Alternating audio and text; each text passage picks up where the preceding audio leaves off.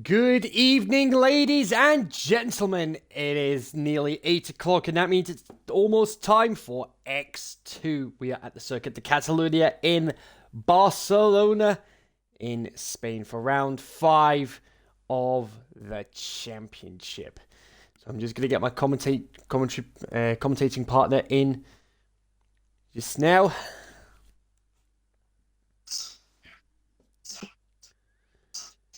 Insane Lady, you got your audio included? Yeah. Yep. Excellent. I have got Insane Leader with me. We're back together this week. The Davide Valsecchi to my Murray Walker. Both commentators known very well for their excitable commentary style, and that's the only comparison I can make between the two of us. So anyway, welcome along this evening. How are you heading into this evening's race?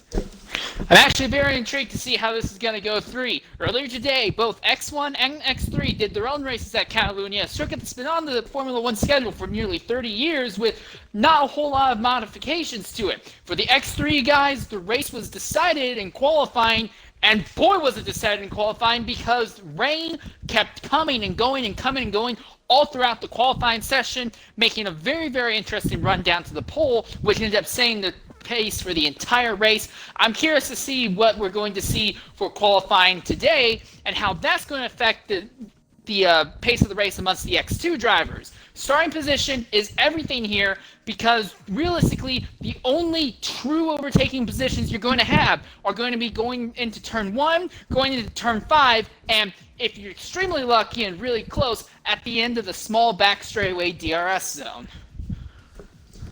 Indeed. Just before we get into the action, we're just waiting on a couple of drivers coming in. Actually, I'll double check the report, see if there's any bans to report on. JLab has a qualifying ban for this evening, and I think that is it. Yeah, that's the only ban we've got at the moment. But nevertheless, so let's go through the lineup at the moment. We've got Hutch and Jeebus John for Mercedes, Mr. Schmee and Dedsger for Ferrari, Fiend and Zola for Red Bull, Anderson and Beard Boost for McLaren, Boothie and Liam for Renault, Asmo and Wise for AlphaTauri, Remixo and JLab for Racing Point, Pengu for Alfa Romeo, Joe Pelli and Ledger for Haas, and Lowe for Williams. Those are the drivers that are in at the moment, and I believe we have just had someone else come in. Who was it? Yeah, CJ Allen for Alfa Romeo, so we are just waiting on the last Williams slot to be filled.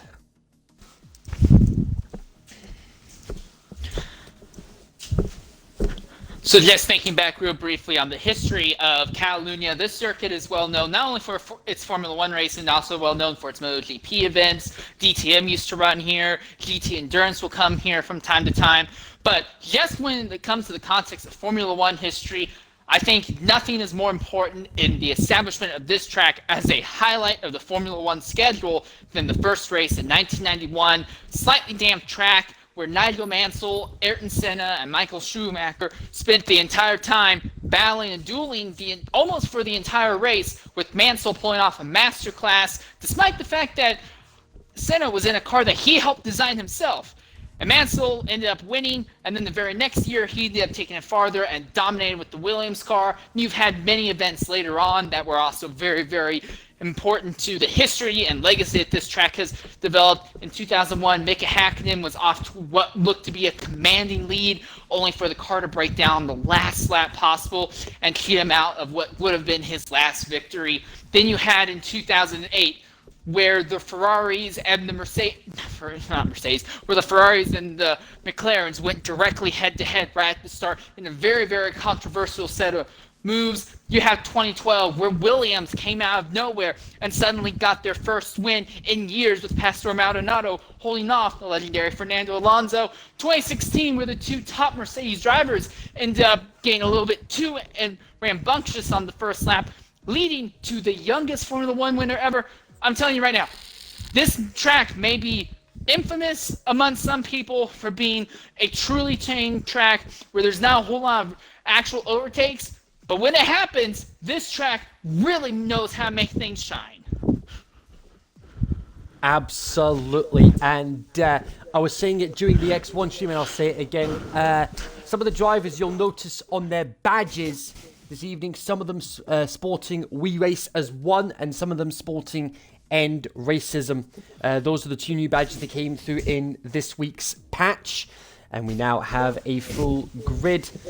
So who is the last driver? That is, of course, Ryan Hurricane. So there we go. That's our full grid for this evening, and we are just about ready to go.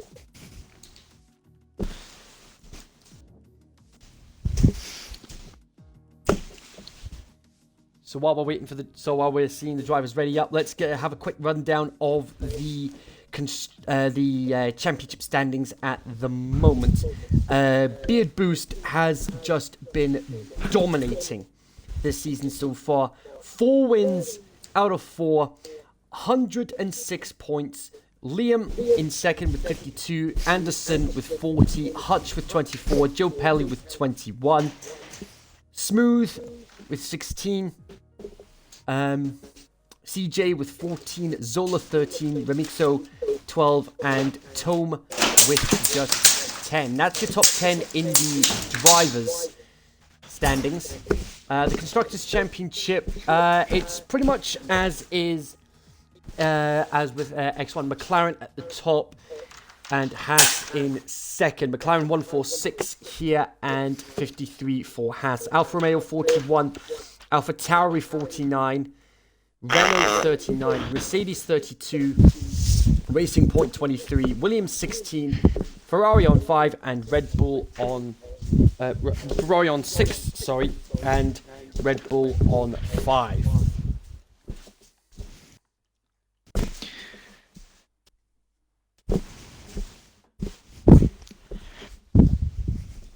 I will say very briefly that there is one feature about the circuit of Catalunya which is going to make it a little bit difficult to put down that truly fast lap.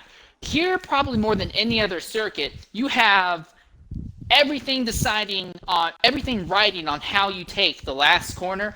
You can have a flying lap, but if you mess up just a little bit, the prior one coming out of the final chicane, it can absolutely ruin your next lap. You're going to probably see a lot of drivers trying to push a little too hard and end up pedaling the car backwards coming out of the chicane. That happened several times in the X3 qualifying. I would not be surprised if it ended up happening once or twice today for drivers who are just pushing a little too hard to make it into the next session. Yeah, absolutely, and we actually saw that at the end of Q3 in X1. Philip Nilsson was half a second up on course for pole position, but ended up losing a couple of tenths in the final sector, and that saw Sack take the pole position, his first one since Italy last season. So we see a few drivers coming out onto the track now. Zola has just informed us it's going to be all dry, just like in X1, dry qualifying and dry race. It's going to be a massive release for a lot of drivers out here. And the first one out on the track is XRL Ledger in the Haas, trying to put down that nice early clean lap and set the bar for the start of the Q1. Excuse me. Yeah, and Zola's also informed me, I did mention it earlier, that JLab has a qualifying ban for transgressions at the last race at the Netherlands just 7 days ago. So after tonight, folks, there's going to be we're going to be taking a break next week, and we'll be back in 2 weeks as we head to the legendary Circuit de Monte Carlo for the Monaco Grand Prix.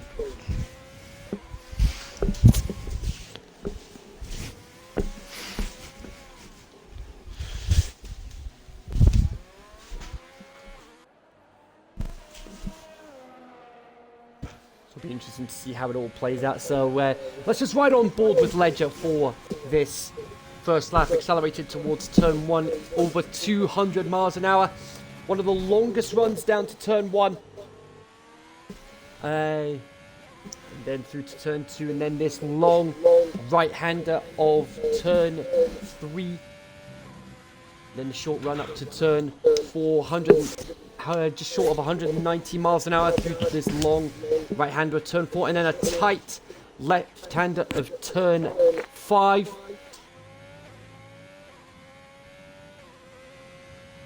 So just sweeping through turn 6, and then here we go, turns 7 and 8. And then we have turn 9. And then this is the back straight that insane leader XRL mentioned. Hush and CJ Allen have both gone off in the entrance to turn 3 in 2 separate incidents. Sorry to interrupt you there, but I felt that was worth giving brief credence to. Yeah, thanks for the heads up. That's definitely going to affect our lap times. But coming through this final chicane now, keep it clean. And now he's just got one corner to go, and then he can accelerate. DRS open and across the line. First lap of the day, 16.230. He's not going to be alone there. Here comes our second lap time of the day by XRL Low. A lot farther off in pace, though, 117.304. That's well over a second in difference. And then we're going to have the McLaren of XRL Anderson, who is weaving his way through the chicane right now. He'll be the next person to go and put down his lap time. Coming out of the final corner as the DRS opens, he's going to not get that lap count. The lap was not valid. He must have gone wide on a corner somewhere. Yeah, XRL Pingu actually ends up being the next person with a good lap, 120.374, so he's And way someone's off. in the wall! Hurricane's gone! Hurricane's Hurricane's gone gone out of the race. That's the back straight between turns 9 and 10. We've seen a couple of names in that wall today. Philip Nilsson being... no, it wasn't Nilsson. Ratzkatz was one of them, and Lopez was one of them as well. We saw similar That was in the issues like X1 that race occur in X3 race earlier as well. It was a relatively clean race in terms of contact, but every now and then someone would just push the car too hard, putting the throttle down, and it's so easy to just put it down too hard in the wrong corner, whip the car around, especially with how oversteery these cars are, like we talked about earlier. So already we know 2 drivers who will not move on to the next section, and that is Yalbin and now Ryan Hurricane, as XRL Flow is going to come in early and start preparing for his next shot on the track in just a little bit. Yeah, and Beard Boost across the... Beard Boost finishing his lap earlier. A 1:15.7. We saw a lot of 1:15s towards the tail end of qualifying in X1. And we saw Sack get into the 1:14s. Just a couple of messages in the... so just a couple of messages in the stream chat. Saying... one from Korea Source. He made an appearance in the stream chat in X1 earlier today. Make sure to have a clean race. Also, both commentators in the box are my favorite. Much appreciated, Korea Source. Thanks very much for that. Snake saying, "Come on, Lando Beard." And Yalbin has officially retired from the session. Sorry. Oh well, that's because he was just doing. Was because he was doing his out lap to lock his setup in, and then that's him retiring. So he'll be starting at the back of the grid alongside Hurricane. A Snake scene come on land as a Beard Boost, comparing Beard Boost to Mr. Lando Norris, and Waddington saying quicker than X1 pole already. Not quite, because the X1 pole overall was a 1:14.9, but I wouldn't be too surprised if we ended up getting to that point in X2 today as well. You're going to be hard-pressed at this point. I know it's still early days in the season, but you're going to be hard-pressed to find somebody that's going to stop Beard Boost from just running away with this championship. I mean, 4 wins from 4 races. He could end up making it 5 from 5 tonight. I got informed by Zola just a few minutes ago that there is going to be some exhibition races at Monaco next week, which will allow the drivers to get themselves warmed up for the actual race in 2 weeks' time. As of now, only 11 drivers have set up valid laps thus far. And Boothie is coming down right now, and Boothie will be the 12th. He goes up to 6 on the timesheets right now, 1:16.801.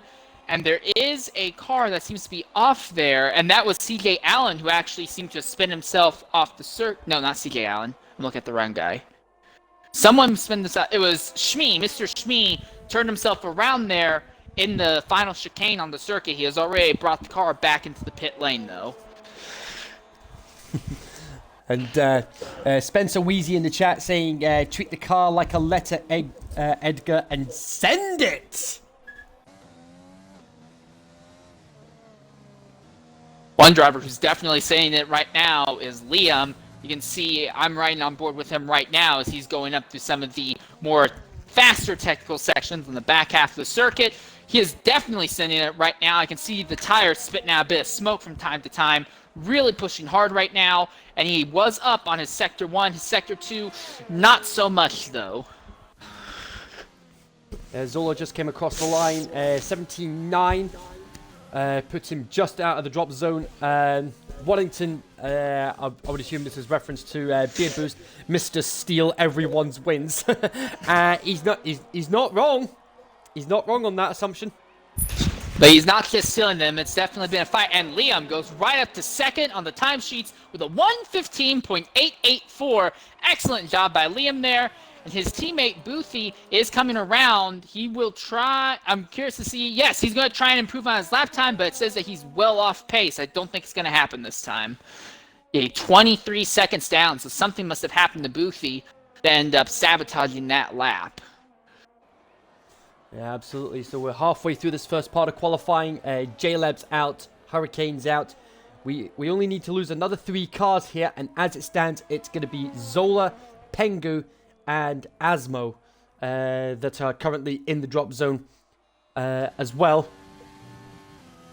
Asmo has yet to go out and set his first lap of the session. There is still time for him to do that, but every second that's wasted is less time to get information necessary. Absolutely. And Remixo's retired from the session. He's happy with his time. So yeah, so you're probably looking at somewhere in the region of at least a 1:16 to guarantee getting into the second part of qualifying. Mr. Shmee has come back onto the track now. Still nothing from Asmo. Oh no, Asmo is now beginning to pull onto the pit lane exit. So Asmo will be saying his lap time down. In about 3 minutes, we'll know what he's going to be setting. Absolutely. It's going to be interesting to see how he does, especially when he's got his Romanian compatriot as his teammate. Because I might be wrong on this one, but I'm pretty sure Asmo and YZU are both part of XRL Romania.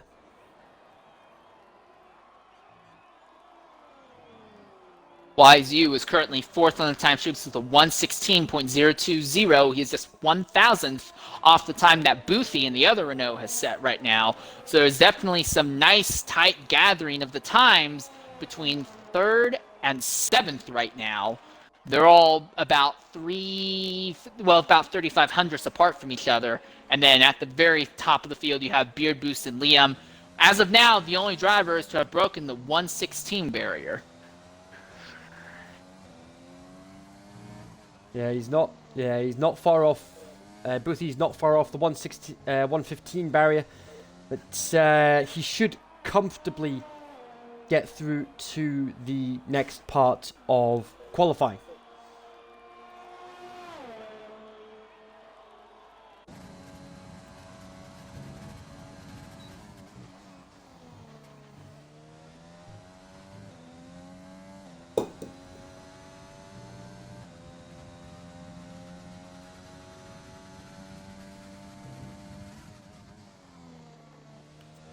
Asmo has a relatively good first sector, 21.3, and now he's going to the second sector. He is the last driver to have put down a lap time who isn't either serving a qualifying ban or hasn't already attempted to and end up wrecking their car.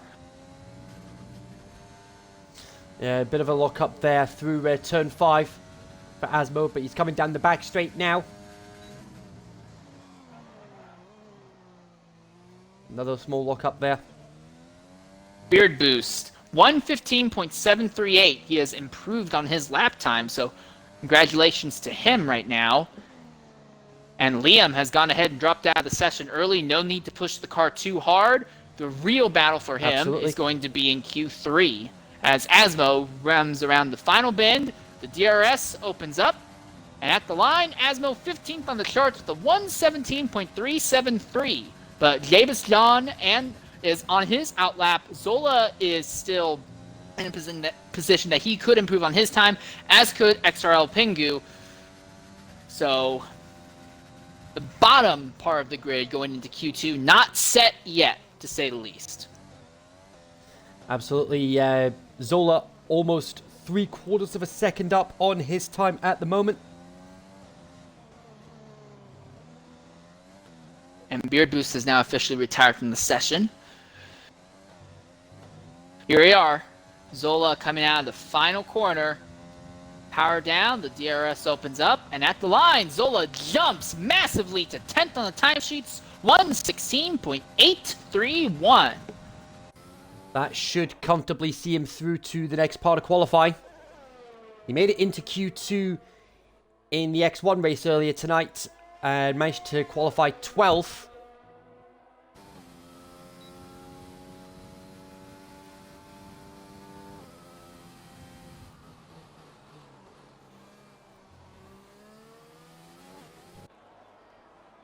XRL Asmo has gone ahead and pitted again. If they're really fast, they might be able to get that car with some new softs on that and get him right onto the track immediately to try and improve on his lap times. He's right now on the outside looking in by only about 0.06 of a second at the moment. Jeebus John into the pits. So it's Asmo, Jeebus John, and Pengu that are in the drop zone at the moment. And as I say that, Pengu is on an outlap at the moment. So it's going to be interesting to see how it all plays out. Pengu's going to be the real wild card here. Although he has set a lap time, his best lap thus far is nearly 2 seconds, actually over 2 seconds off of Jabus John's best lap time. So there's a lot that could be picked up by Pengu if they've got that car dialed in. And there is time enough to do it. I figure that he will have about 2 laps to try and make this work. Yes, absolutely. It's going to be really touch and go. See how much time he can make up. It's 3 minutes to go. So if you're wanting to get a lap time in, you may want to start thinking about coming back out to have another crack at it.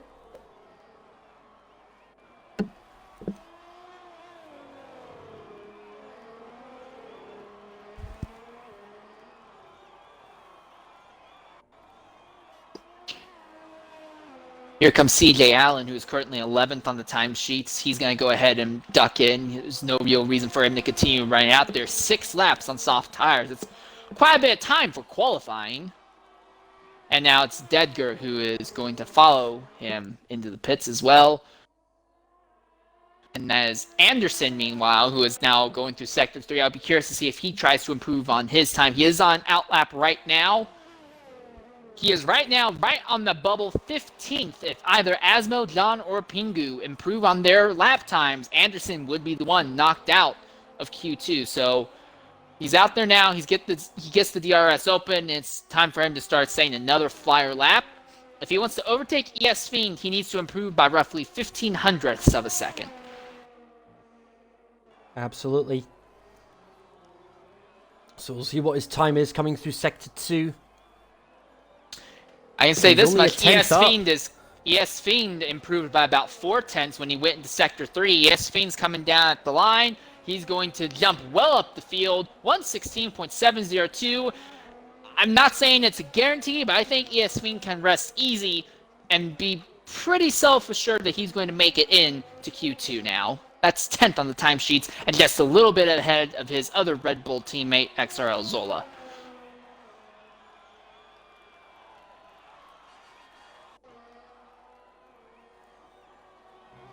And Pengu didn't improve on his time, but he's got time for one more lap. It'll be really touch and go if he can improve at this point. Anderson's actually in danger of being eliminated, but he's already up by a second.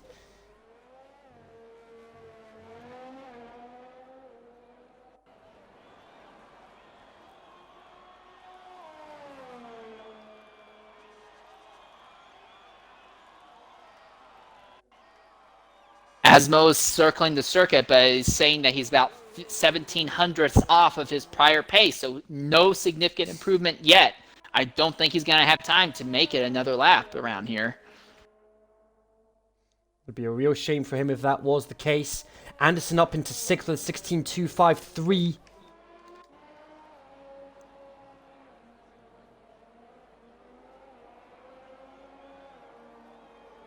Jabaston coming out of the final corner now. Will he be able to make it into Q2? It does not appear so. He improves, but it's not enough. He's only up to 16th. Now the question is, where will XRL Pengu come out, as he is now going through the final 4 corners of the circuit?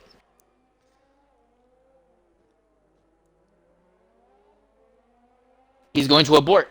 So Pengu will not continue into Q2. So a relatively calm first qualifying session. Hurricane ends up bringing the real intensity, accidentally wrecking that car. But so Gale Bend will not continue after serving a qualifying ban, and Ryan Hurricane will not continue after wrecking during his initial lap. And then Pengu, Asmo, and Jabas Jan will all not make it into the following session. Yeah, pretty much status quo for the guy for the bottom 5 in X2.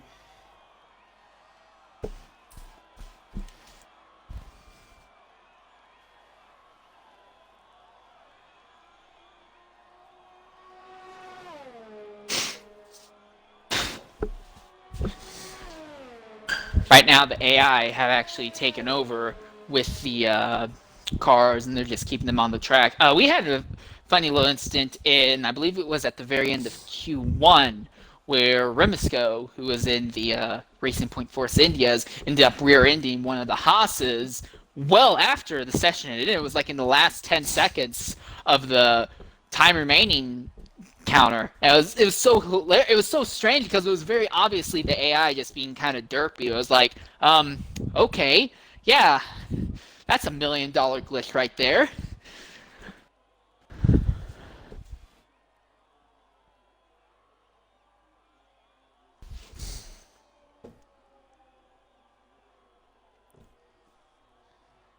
So it looks like this is going to be a case of just running down the clock. So let's just recap who's been knocked out of this first part of qualifying. John, Asmo, Pengu, Jaleb, and Hurricane.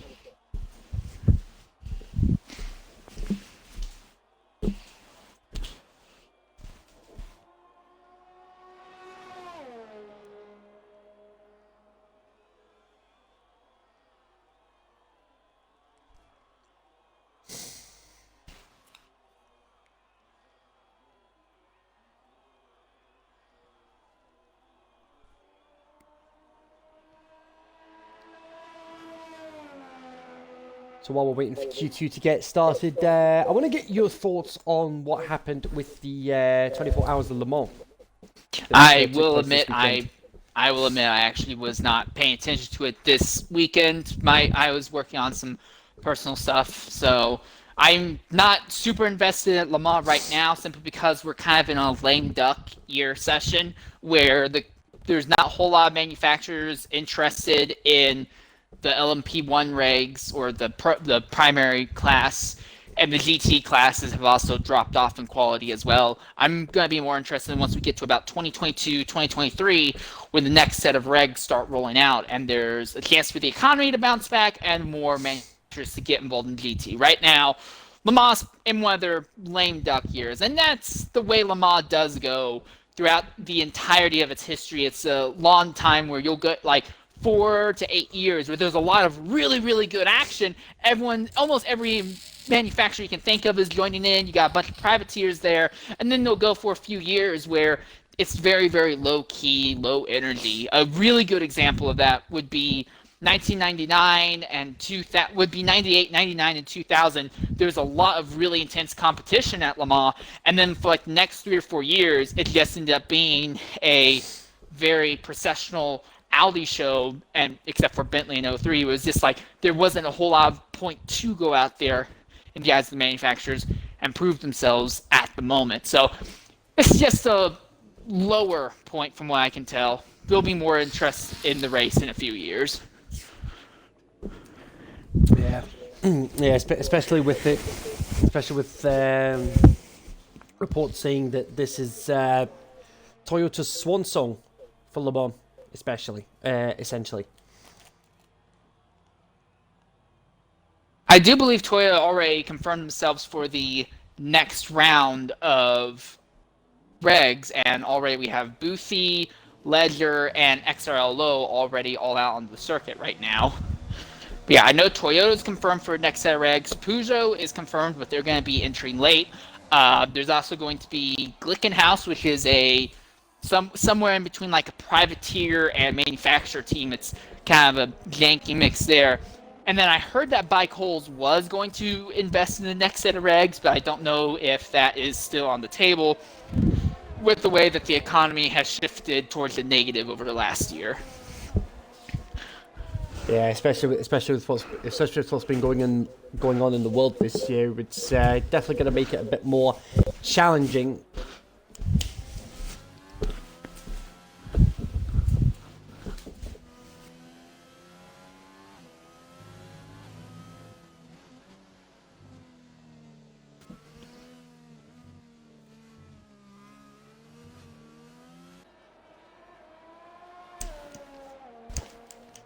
All right, here we are. Boothie is going to come at the line. He will be the first car, by the looks of it, to set a lap down as he has completed his outlap and is now on a flyer. Yeah, absolutely. Dead Good is next across the line, as is Low.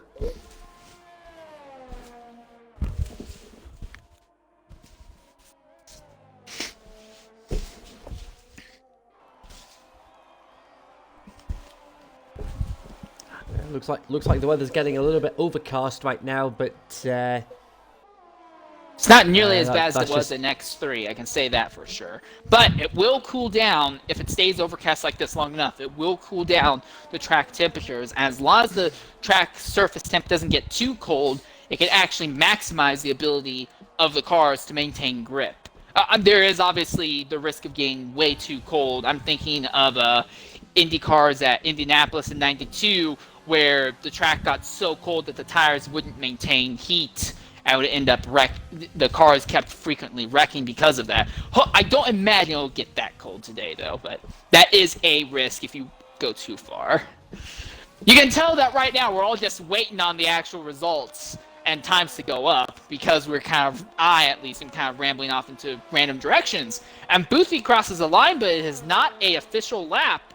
It was not counted as good. Yeah, invalidated. So Dedger in the Scuderia Ferrari goes to the top with a 1:16.470. That'll be a very respectable lap time for him.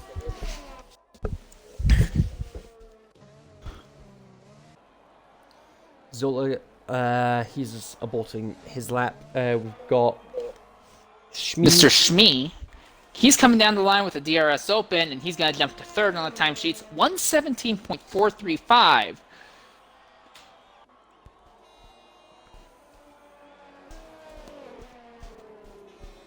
And now XRL Hutch puts down his lap time with a 1:17.614. And now CJ Allen goes onto the boards with a 1:16.776. So right now the times are about the same that we were seeing back in Q1 at the moment. Well, granted they are on. Medium tires, which are slower than the soft tires. So, the strategy you're probably looking at mediums to hards ideally. That's what it was like in the X3 race, at least. There was a lot of mediums to hards and a few hards to mediums. It got really, really weird, though, because throughout Q2 and X3, there was a small amount of rain at the start, and the rain just kept picking up and up and up and up as it went on. And thankfully, when they got to Q3, there was basically no rain. It was a drying track, but Q2 was an absolute mess with all the rain that was on the circuit. Yeah, definitely. And Beard Boost is now on his way out onto the circuit. He has exited the pit and he is beginning his outlap. So watch this man. This will be very interesting to see what he can do. His biggest rival on the timesheets, Liam, has yet to go out there. And Boothie is out on the circuit. He has set a lap time, but it's a paltry 135.034. So it is not working out well for him now. And right now, I don't think this lap is going to be much better, sadly.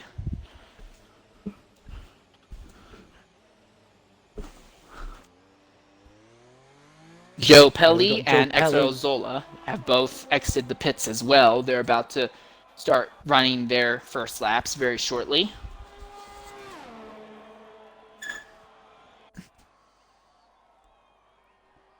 Heading down the main straight is Joe Pelli. This will be his first lap of Q2. Of course, this is the point in qualifying where strategy does come into play.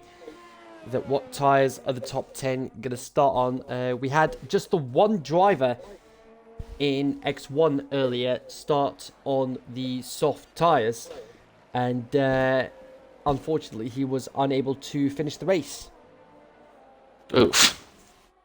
Liam has now exited the pits. He is on his warm-up lap as well. So I believe the Liam versus Beard Boost battle for the top might begin in earnest in about 2 minutes or so here. But right now, only 8 drivers have officially posted a lap time now. Zola and ES Fiend are both coming through the final chicanes right now. Zola and Fiend, though, are both on outlaps. So really the next person we're looking at to put a lap time down will be Joe Pelli as he is entering the 4th last corner on that little downhill slope into the final chicane. Nice and smooth all the way through. Lets the Haas machine step out a little bit wide, but it's not too bad. He puts the throttle down, opens the DRS, and at the line, Joe Pelli up to 4th on the timesheets, 116.877. So it looks like this might end up being similar to Q1 in the sense that 116s might be optimal lap times right now. Absolutely. So yeah, you're probably looking at just like in Q1, 116s to guarantee getting into the next part of qualifying. We've got Zola, who's behind his teammate on the track right now. But of course, both Red Bulls not setting any lap times at the moment. And Beard Boost with a 15.7 on the mediums. That is going to be a very tough time to beat. Well, big thing is you don't have to beat it now. You have to beat it in Q3. That's the big important thing. Also, while that happened, Boothie went up, finally put down a decent lap time, 117.095. He is up to 6th on the board right now. He already has 4 laps on those medium tires. I think he might be able to get 1 more if he really pushed for it. But I wouldn't be too terribly concerned with Boothie. If you were anywhere slower than Boothie and Fiend right now, I would be a little bit worried. But I think right now the top 7 on the timesheets right now are all in a pretty good position, as Remisco is now beginning his first flyer lap. Zola just abandoned his lap again. He's only got about 6 minutes left to get a lap time set for Q2. Otherwise, he's going to be in a little bit of bother heading into the climax of Q2 to try and get a slot in the shootout. And now Liam has gone up to 2nd on the timesheets, but he, unlike in Q1, right now he's not even close to Beard Boost in time. He's only got 116.3. That's almost a 6/10 second difference between the two. Actually, it's a little bit over 6/10. So right now I think he's just trying to bank the lap, not really worried about pushing too hard. He wants to establish a decent lap time on the tires that he will start the race in. Right now, as it stands, the drivers that are on the verge of dropping out of Q2 are YZU, Low, Zola, Anderson, and Remixo. Zola, Anderson, and Remixo are yet to set a lap time, but Remixo's coming through the final chicane now. He's just got one corner to go. He's out of ERS for this lap. DRS wide open. What's he going to pull out of the bag? Fourth on the time sheet. Fourth. So very respectable time there. Zola and Anderson are still in the pit lane, but Lowe and Wise Uter, both are out there on the track preparing to set new laps. That should see Remixo comfortably through. And, I've just been informed by Zola that he was actually towing his teammate Fiend, and it's paid off so far. Fiend with a 17-1, currently 9th. The top 10, as it stands, are going to be starting on medium tyres. With the exception of Dedger, who is currently 3rd on the timesheets. It looks like another scenario like what we saw at Zandvoort, where just to keep up with the likes of Beard Boost and Liam, other drivers will go and sacrifice a better tire strategy for the race to run softer compound tires just to compete with them in qualifying. XRL Low now is coming around the final corner to try and improve on his lap time. He does. Low goes up to 10th on the timesheets with a 1:17.390.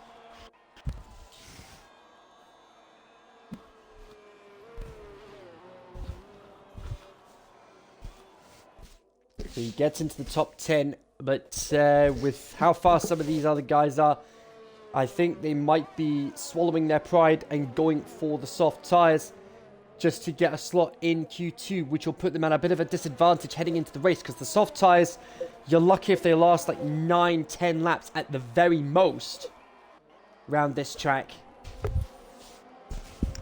Mr. Shmee now rounding the final corner. He's 11th on the timesheets. He will not improve that lap. That lap was not good enough to improve. It says he was roughly 14 seconds off. Rem, Beard Boost, and Liam have all retired from the session. They all seem to think that this is the best that they need to do for now. They're all pretty close to being locked in to Q1 at this point. Absolutely. Zola is coming around the final corner now to start his flying lap, and his teammate Fiend returning the favor and giving Zola the tow down the main straight. Anderson is finally out there on his out lap. He's waiting until the last possible moments to set a lap time. So Zola and Anderson, the clock is ticking, and for the likes of Boothie and ES Fiend, they've got to be very, very concerned about how this could go. They both chose the soft tire compounds as a gamble to try and get into Q1, but it looks like that gamble might not be paying off if Zola and Anderson are able to pull out good lap times. Mr. Shmee is still on the race. No, Shmee has retired from the session. So, and with Lowe and Hutch both in the pits, I imagine that Zola and Anderson are basically the last two wild cards at the moment for who will or will not make it into the next Q qualifying session. Very, very calm qualifying session this time. A very straightforward when it comes to weather, very straightforward when it comes to strategy, pace, and everything like that. Yeah, absolutely. Anderson just starting his flying lap. Zola coming around the final sequence of corners. One corner to go. And Hutch is coming out.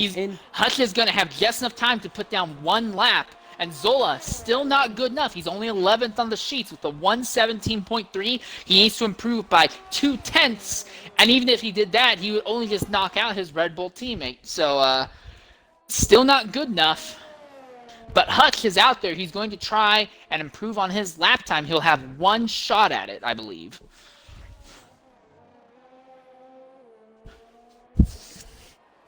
Oh, Anderson spins it around on the back straightaway. He cut the power down way too hard, looped it right around way and put the power down, and that was on a flyer lap. That's going to ruin it. He will, I believe at least, he will record this time, but he's going to need to make something massive and magical happen if he wants to really try and make it into Q1. I'd be worried about the quality of those tires, as Wise Uter has retired from the session as well. Yeah, I've just been informed Mr. Shmee has had an incident as well. He's out. Shannon saying, Anderson, I hope you've got extra fuel.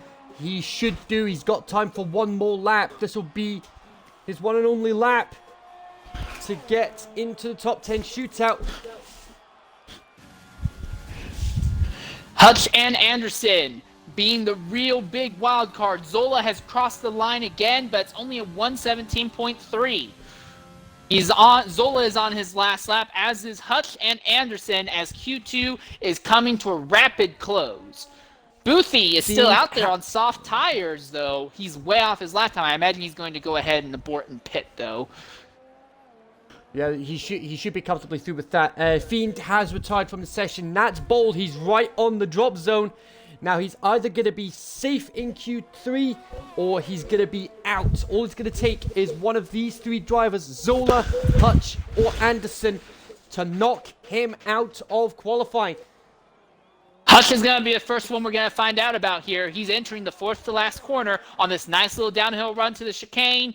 Very smooth through the first part. Runs over that yellow Kirby in the second part of the chicane. Right on the rumble strip on the inside. Power down. Wide exit. Hutch at the line. Jumps into seventh. 116.647. ES Fiend is out. And now here comes Anderson at the line. He's going to go all the way up to fourth. XRL Anderson on the board. So now Joe Pelli is out. And now is Zola going to be able to improve? Zola has abandoned. Zola has pitted. And he actually hit, one of the, on the way in, Zola actually hit one of the signboards on entering into pit road. You can see the debris spinning all across pit lane. So Joe Pelli and ES Fiend both get knocked out in the last moments of Q2. The big gamble by ES Fiend to get out there on the soft tire compounds did not work for him in the end.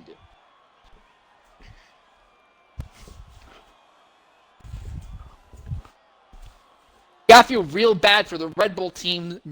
Despite having respectably good teamwork going on, neither Red Bull car will make it into Q1. As opposed, both of the McLarens and both of the Renaults will continue into Q3. So very, very strong job by the Renault engines right now. And then Dedger is the highest performing of the Ferrari-powered cars and the highest performing of the Mercedes-powered cars. That's Wise Uter 85. So all four manufacturers will have some representation as we go into Q3 as our time is wrapping up. But Anderson, I'm just going to say this right now. XRL Anderson really, really got that team of his nail-biting back there in the pits. He waited until some of the last minutes to go out there, set a lap, and when he had his first flying lap going, he looped it on the back straightaway, ended up completely ruining that lap time with like a 1:30.5 or something like that. But he had just enough time to come around, get the car going, and get across the start-finish line so he would be able to actually set one flyer lap. And it was one that definitely counted. It put him into fourth on the timesheets. He will run with his teammate Beard Boost in Q3. I keep flipping Q1 and Q3. It's fine. But there we go. So let's just recap what's happening at the... let's recap what happened. So we've got Beard Boost at the top, Liam second. Then it's Boothie, Anderson, Dedger, Wise Uda, Remixo, Hutch, Ledger, and CJ Allen. That's your top 10. Boothie and Hutch are going to be on soft tires. And then you got Joe Pelli, Fiend, Zola, Lowe, and Shmee all out of qualifying.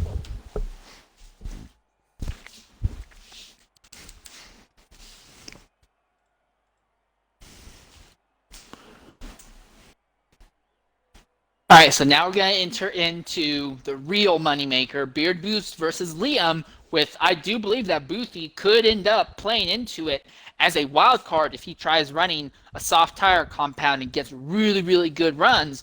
We may have a 2 or even 3-way battle for the pole. Now, I do think it is possible there's someone lower down the order to make a surprise, but more than likely it's probably going to be those three at the top, Liam, Boothie, and Beard Boost. 12 minutes for qualifying 3 for the top 10 on the order. Everyone's going to start on softs. I imagine everyone will probably stick with softs throughout this session also, even though the softs will only give you maybe 2 flying laps around here. Considering how short the time is and how empty and clean this track is going to be compared to the first 2 sessions, there's not really any harm in running it. Yeah, absolutely. This is going to be interesting to see who gets pole position. I mean, Beard Boost was like over half a second quicker than Liam. So it's going to be interesting to see how it plays out here. And talking of Liam, he's the first man out on track to get a lap in. Boothie has not left the pits yet, and neither has Hutch. They're the only 2 who are still in. Literally everyone else has already filed out of pit road within the first minute of Q3 here. A little bit of lockup on the rear tires for Liam as he starts heading downhill in the more technical and narrow sections on the back half of the circuit in the second sector.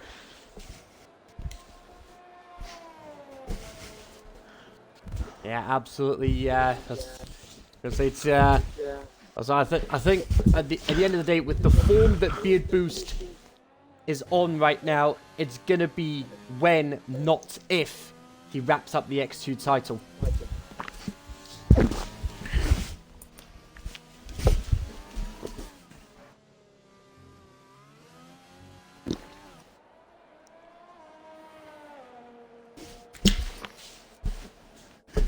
Coming around the final corner now to start his lap. So, do you think we'll see a 114 in this session? I do not think so. I think we'll see probably close to a 115 flat. I do not imagine we're going to see a 114 here. I could be wrong. I did not anticipate what happened last week at Zandvoort. So, I could be wrong. It would be interesting if I was wrong also. But I legit do not think we're going to see a 114. Yeah, we'll wait and see what happens. The main reason I say that is because to set a 114, you need everything to be so perfect. And unlike Zandvoort, where it's kind of hard to explain, but the track itself kind of lends itself to keeping you on the racing line. There are a lot of relatively fast, flat corners that make it harder to stay on that perfect racing line all the way through here. I can see it very easy for drivers to just make really small mistakes over the course of a lap that would add up to keeping them outside of that barrier. Again, not saying it can't happen. I'm just saying I don't personally anticipate it happening. I'm not Boothie. Hutch still has yet to actually come out and set a lap time. It's interesting. And there's a yellow. Oh, and that's Uter. Uter has spun on the back straightaway. He is back underway now, but that's the same mistake we've seen several times where a driver puts the power down way too hard, entering that short little back straight, and they loop the car around. So not a good run for Uter, but at the top, it is Liam with the 115.588. And Beard Boost coming back into the pits. He's invalidated his lap, so not much he can do about it now. But Dedgar coming round the final corner. Across the line, DRS open. What's his time going to be? 16.310 puts him fourth, a thousandth behind Anderson. That Ferrari seems to be looking relatively well dialed in today. It would be nice to see the Scuderia be able to pull off a fluke podium, or if things really went chaotic, a possible win. And a good way to set that up is to have a good run qualifying. He's improving. He improved on his Sector 1 time on this lap as well. He might be able to go up above Anderson here.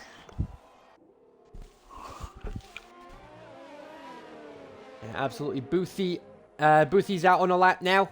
Well, he's on an out lap right now, but I mean, you're right we'll in see both what senses of the happens. term. He is out on a lap and he is on an out lap. You knew what you were saying. Yeah, I knew what I meant, folks. Bear with me. I knew what I meant.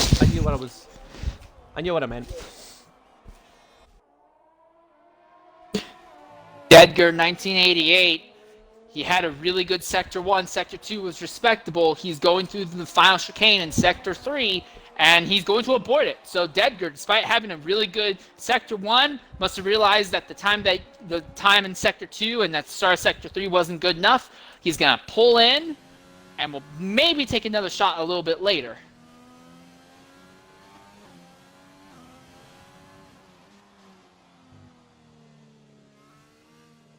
XRL Hutch is now finally coming out of the pit lane, so he's going to be out on the track while it's significantly cleaner compared to everyone else.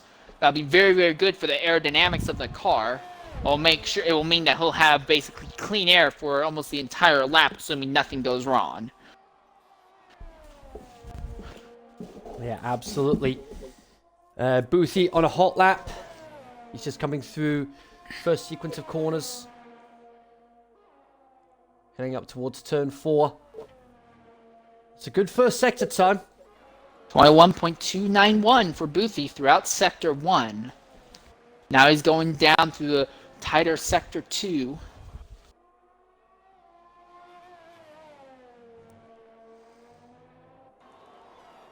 And he invalidated the lap. He went a little bit too wide on the uphill section, so that's going to invalidate this entire lap for him. It's going to be an oof. Yeah, he'll not be happy about that one. And these softs, they don't last a whole lot of time. That's the only downside about softs being so short-lasting here. They're really fast, but it doesn't really matter because if you make a mistake once or twice, you may have invalidated and made those entire set of tires completely useless. Rem is back on the track. He's about to finish his outlap as he's on the run down to the final chicane right now. The real question is going to be Beard Boost, who is up on his Sector 2 time, the 49.211. So Beard Boost may be on a really good flyer here. He might be able to take the fight directly to Liam. He's going through Sector 3 now, around the 90-degree corner, now downhill into the chicanes. Right on top of the little yellow curbings through both of those chicanes.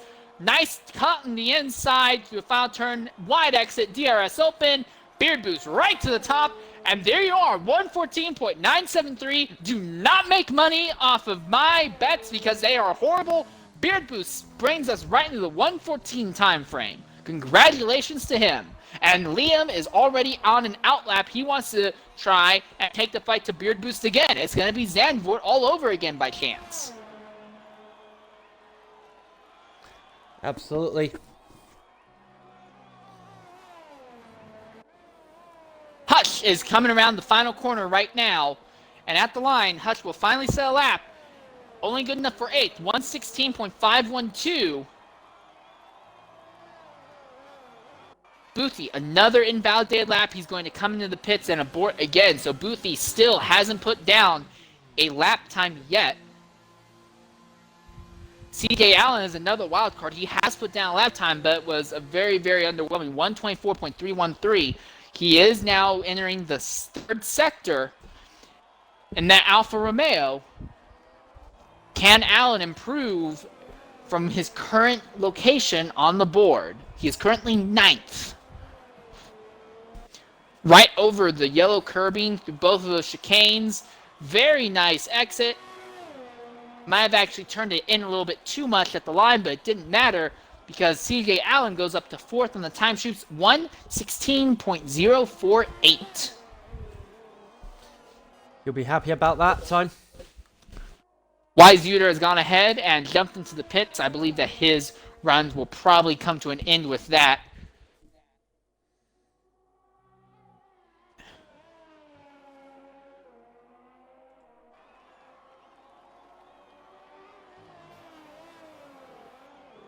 Ledger crosses the line. Ledger makes a significant improvement, jumps all the way up to 3rd on the time shoots, 115.706.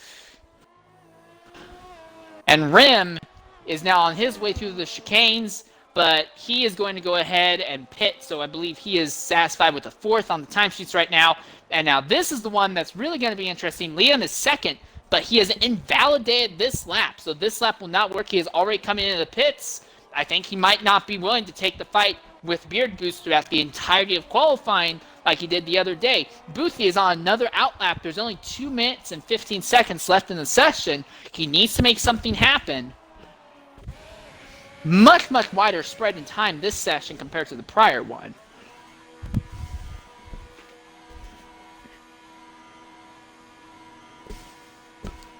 So it looks like, unless Liam's able to jump out there at the last second and pull out some massive mega lap. It's looking like Beard Boost has locked up qualifying with a 1:14.973. Real quick, Kinsey, what was the qualifying time in X1? I'm curious to how it compares. It wasn't actually that far off. The Beard Boost and Sack practically neck and neck as far as their lap times were concerned. Intriguing. So there's definitely, you can absolutely say that the qualifying in X2 is comparable to qualifying to the quality of the talent in X1. So Beard Boost, if he continues like this, might end up gaining a reign to move up to X1 going into the next season. Rim is back out onto the circuit, looking to try and improve on his lap time. He's currently 4th on the boards. Boothie is having a relatively good first sector. There is a yellow flag in sector 2 and 3 for, I believe that's Anderson, way up the road as he moved over to let Hush get through. Hush is going to have just enough time to put down a new lap for himself. And Anderson has invalidated this lap. So I'd be curious to see if Anderson is even going to stay out. The tires could probably handle it. Yes, Anderson will stay out. He will try to make one more run at this. Meanwhile, Boothie, he's coming through the final 4 corners down to the chicane. Avoids the first yellow curbing, but right over top the second one, he's going to come out of the final corner. Will he finally set down a lap time? Yes, he does. Boothie goes to 4th, 1:15.719. And there is, if he wanted to, there is enough time for him to stay out and potentially improve on that time. He's only 13 thousandths off of XRL Ledger, who has dropped out of the session right now. He has retired. Liam has also retired from the session. So of everyone who's still on track, Boothie is the fastest. Now here comes CJ Allen. He has aborted. He is going to pit. 1:16.048 is the best that he is going to set. Wise Uter is coming down now into the chicanes. And he is going to stay out. Is Uter going to be able to improve on his time of a 1:16.092? Yes, he does. Wise Uter jumps into second.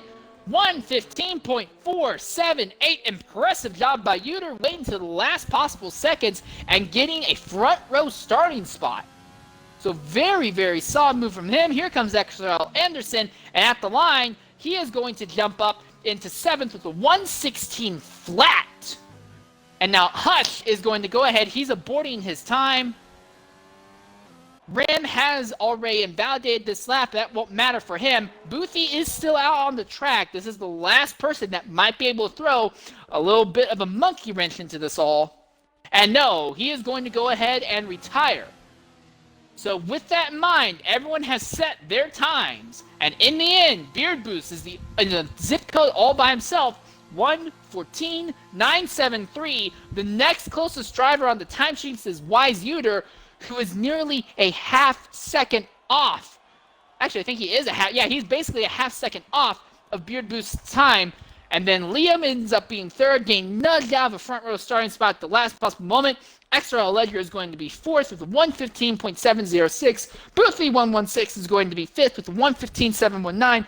Rimsco 1:15.768. XRL Anderson 1:16 clean, just 48 thousandths ahead of CJ Allen in 8th. Dedgar 1988 will get 1:16.094 for 9th place starting position, and XRL Hush will start 10th, 1:16.512.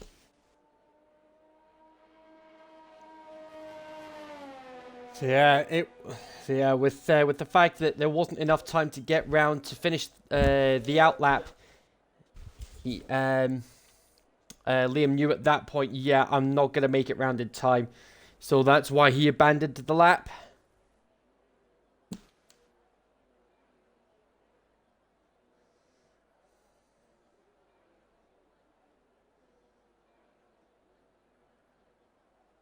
All right, so a very, very calm and cool and collected qualifying session. The most intense moment happened when one of our drivers ended up knocking himself out early on in Q1. But so now we go and we're looking into the race itself. So I think it's pretty obvious. Softs are really not an ideal tire choice to run today. softs would only be a good idea if you end up in an instant late and you think you can go out there and maybe possibly grab fastest lap of the race in the final few laps. So what do you think is a better strategy for this race? Medium to hard or hard to medium? I'm curious. On to your thoughts. Well, considering the top 10 are going to be considering a majority of the top 10 are going to be starting on mediums, I would definitely say mediums to hards.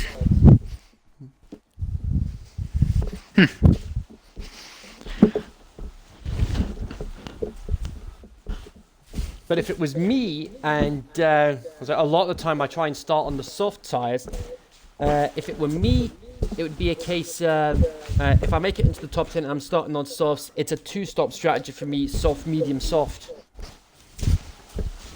You'd really be pushing those mediums for quite some time. I wonder if you might be able to make a soft, hard, medium strategy work. We saw in the X3 race, at least at the hards, although they didn't have a lot of pure pace, they could definitely make you last for a better part of 20 laps. If you jumped out there and were only on the track for like 3, 4, 5 laps on the softs, then jump on to the hards until about like lap 25 or so, and then run the last little bit of the race on softs or mediums. Yeah, I could see that working. I know. This is definitely one of those circuits that's really hard to figure out, and because lap traffic is almost a guarantee, it makes it really, really hard to maximize your tire strategy.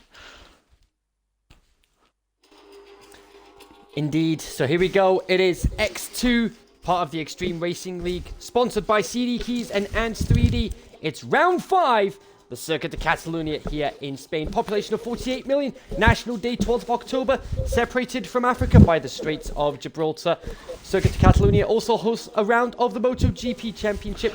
Pastor Maldonado's win in 2012 was also the only time a Venezuelan started at the front of the grid, finished on the podium, or won a race. The 1993 race, Prost, Senna, and Schumacher all finishing on the podium, and by the end of their careers, 14 world titles between them, the most to have ever finished on a podium together at the time. 2.8 miles, 16 corners, 7 to the left, 9 to the right, 2 DRS zones to negotiate. Some of the action zones to look out for: the run down to turn 1 we mentioned earlier, Mansell versus Senna wheel-to-wheel action. And then turn 3 at 2018 Grosjean's race start. A bit of a chaotic affair, resulting in a safety car coming out. And then turns 10 and 11, 2017, the battle between Bottas and Sebastian Vettel. The 3 tyre compounds with us this weekend are the hardest of the Pirelli range. The C3 for the soft, the C2 for the medium, and C1 for the hard. And you're looking at about 21 seconds to make a pit stop and maintain position on the track. And you know what, Insane Leader?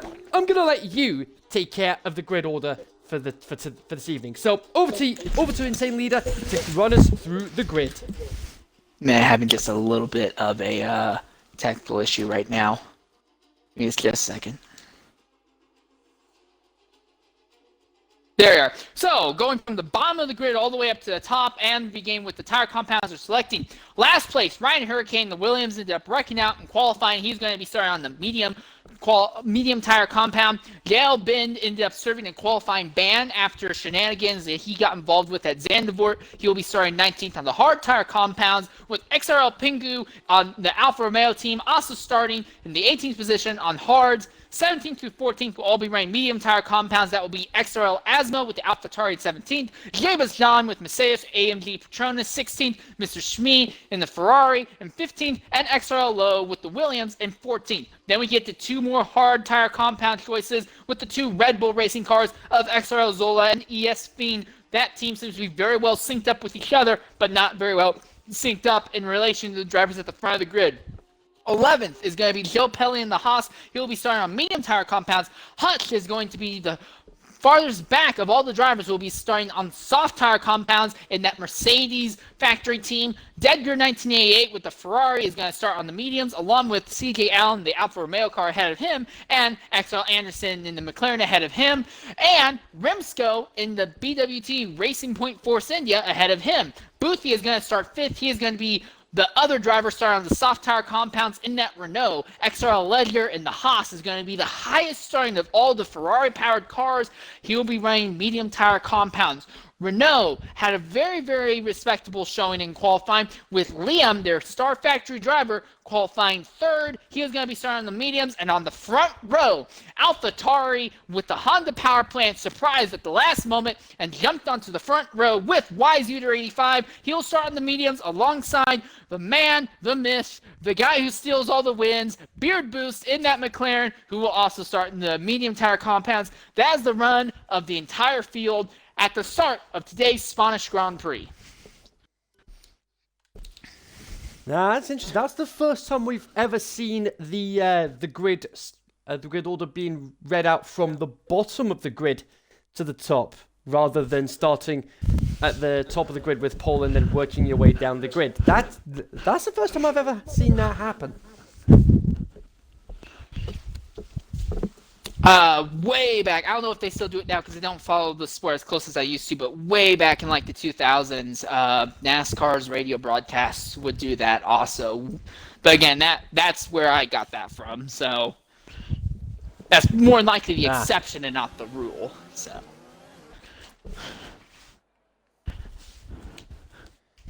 it's going to be interesting to see what the predicted pit stop strategies are going to be. For the mediums, it was laps 13 to 15 before changing onto the hards, and we'll see what Boothie's predicted strategy is going to be for starting on the softs. I find it interesting that all the drivers who are starting on the hards are drivers starting 12th or farther back. So if the field up front gets really, really spread out and they stay nice and long in the green, they actually might have a bit of an advantage because they won't be held up by as much lap traffic or as many slower cars. They might be able to maximize their ability with hard tire compounds. We could see some of those guys farther back on the alternate strategies work their way up via strategy into the points paying positions. Yeah, absolutely. It'll be...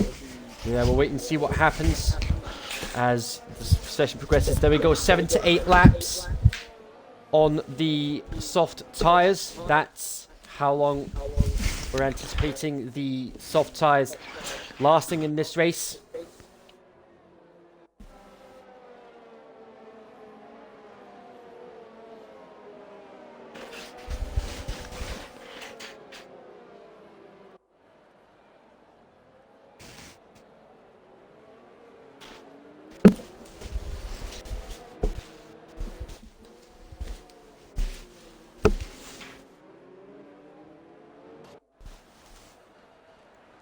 So here we go, we're coming around the final corner now. The drivers are going to be starting to ready up. And YZuter is in a very unique position. If he can make the start work better than Beard Boost, he might be able to take the lead, or at least battle side by side with him for it through the first few corners.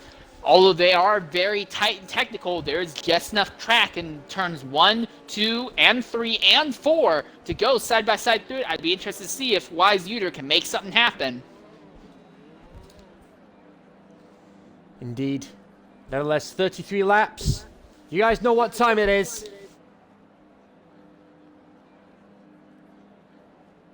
So let's see what happens at the start. Everyone's lined up. Here come the lights. And... lights out, and away we go here at Circuit de Catalunya. And Ryan Hurricane at the back of the field immediately ends up dropping 2 tires off into the dirt, and he's got to make contact with XRL Pingu at the back of the field. They're already 3 and 4 wide, closer to the front though, and there's a massive incident. Zola, Hutch, Lowe, a bunch of drivers involved, and it looks like Yael Bin may have been able to get out of it at the cost of one of his teammates. As Rim has completely ruined the front of that car. That's going to be a virtual safety car. Too many cars all on top of each other going through turns 1, 2, and 3. All try to make it 2 and 3 wide. There's not enough track to be doing that. yeah, absolutely. But apart from that relatively clean start from everybody, Ledger already up into second place. But Dedgar, what a start he had. He's up into 4th. CJ up into 5th. But YZuter, a nightmare of a start, plummeting all the way down to 8th. My screen is showing that he's fell all the way down to 10th. So all the pressure just ended up overwhelming him by the looks of it. And I have to wonder if maybe the fact that he did not get a good start ended up contributing directly to that massive stack up we had. It basically would have held up about half of the field as the virtual safety car is gone and we are back under green already here. Yeah, absolutely. Beard Boost already pulling out a commanding lead over the field here. Look at that. The gap's already up to 1.7 sec. And no, oh no, Beard Boost. Timing screen glitch. That's what it is. Yep, timing glitch. Several cars need to go ahead and pit to repair damage in that incident. Well, I'll say the streak continues that we're still seeing lap 1 front wing changes.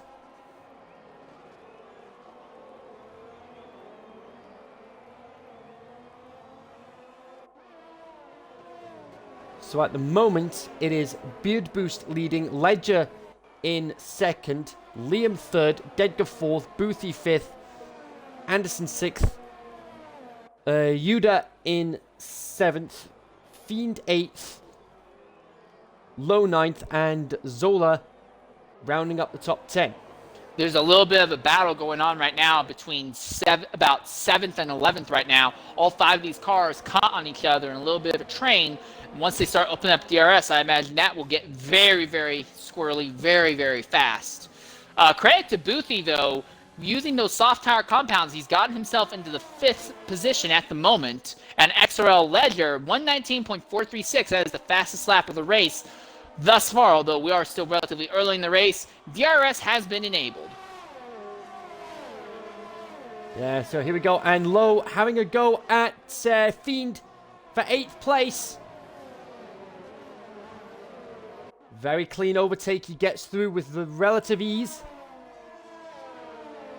And now it's time for Low to see if he can set his sights on Wise Uter. Uter had that great single lap pace in qualifying, but that's not necessarily going to transfer into overtime pace in the race itself. Absolutely, yeah. And you do tend to find that with some of these drivers. Some of the drivers, they have great one lap pace, but their race pace not so much. ES Fiend has now overtaken his teammate and Zola just rear-ended ES Fiend impressively hard, and I'd be a little bit worried if I was Zola about front damage to the front wing being a potential. And yes, I believe the front wing on Zola's car may be a little bit damaged. I see one of the end plates missing, but Zola after he got passed by Low. Yeah, so Zola got passed by Low, and ES Fiend got ahead of him, and under braking, the car ended up not having the maximum amount of braking power it needed to, with the reduced air on the front wing, and he ended up running into the rear end of his teammate. I think those Red Bull cars are synced up a little too well with each other. Yeah, absolutely. Wise Yuda into the pits already. That's going to be a front wing change, surely.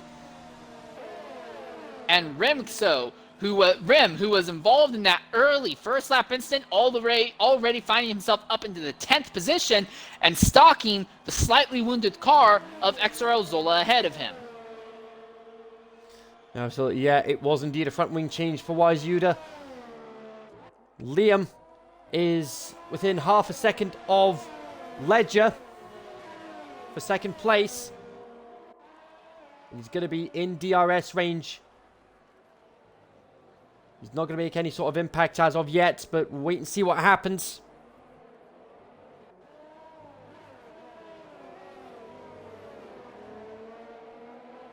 A little bit farther back, Dedgar is trying to hold off Boothie, and Boothie is trying to use those red soft tire compounds for all he can. He's right underneath Dedgar's rear wing right now as they're going through those final chicanes. They're going to be close enough that I believe he'll get DRS on the straight. And if he can make it work, he might be able to send it up on the inside or the outside of Dedgar going down the front straightaway here.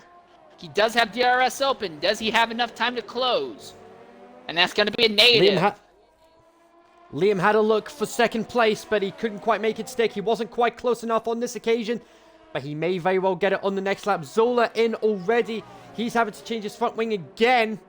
Well, he was having to change his front wing now. Really unfortunate.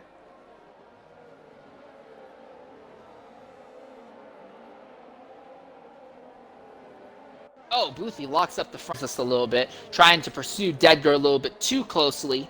And it's burning up those front tires, those softs, which are already really, really short-lived here, having their lifespan really badly harmed. Even if Boothie gets ahead of Dedgar, he's probably going to have to pit immediately right afterwards. Yeah, absolutely. Oh, and Liam was having a look at the Ledger for second place. He was right alongside him, but Ledger shut the door on him. Down they go into that chicane, those two 90-degree corners. It looks like Liam got a better exit than Ledger. He's right underneath his rear wing. He's definitely going to have DRS. This will probably be a nice, smooth DRS-assisted overtake. Liam is going to hold on to the outside. Ledger is not going to really contest too hard. He'll take the inside line. So move Liam up into second, and they're not too far off of Beard Boost. If Liam can make things work, he might be able to try and run down Beard Boost here. Yeah, it's a very tall order because, like I said earlier, 4 wins from 4 races. The record for the most, the record stands at 5 wins from the first 5 races of the season. No one has managed to make it 6, but could Beard Boost do that at Monaco in 2 weeks' time? Well, first he'd have to win here. And although he may seem to have blindingly fast pace, anything can happen. It could be something as simple as getting caught up in an incident with lap traffic, disconnect, anything like that. I'm not saying he's going to lose, but I am saying though that although it's very likely he will win, that's not a guarantee until the checkers fall. Absolutely. CJ Allen, 3-second penalty for multiple warnings. That'll be the track infringements. The first of many we'll see today. And Boothie right on the back of Dedgar for 4th place. He's definitely making these soft tires work. Here he is. He's going to jump to the inside, neck and neck. It's going to be a nice, smooth DRS overtake and move Boothie up into 4th. Now, those soft tires definitely have some wear on them, though.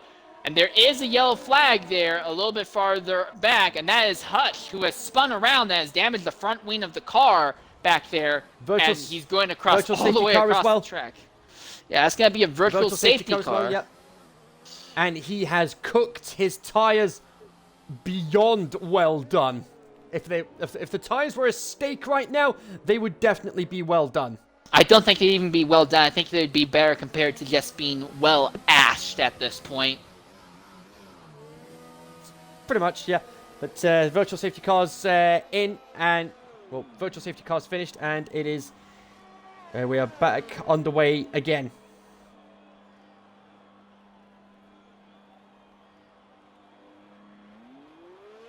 Anderson right there behind Dedgar, trying to see if he can make that Renault-powered McLaren do anything to the Ferrari there.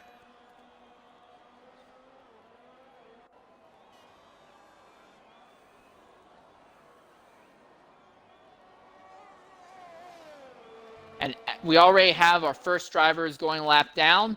That's XRL Pingu, who has apparently gone a lap down due to having to pit, I believe.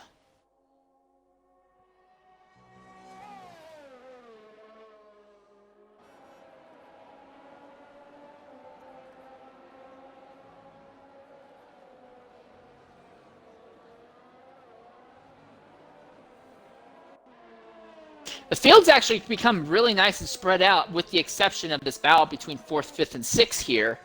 These 3 are all still on top of each other, and Boothie locks up the front tires just a little bit, and another safety car, well, not safety car, but yellow flag in Sector 1 and 2, that has gone away already.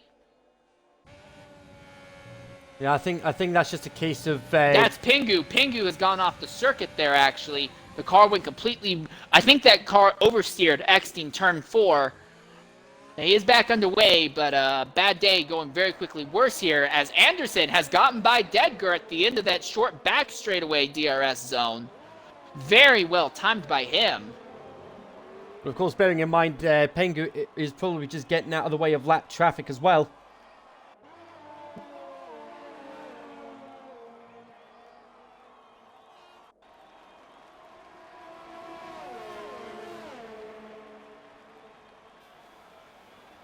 Anderson has DRS open. He's going to look to the outside of Boothie. 2 Renault-powered cars going at it here. Now he's going to look to the outside, turn 2, fall back in line behind that Renault.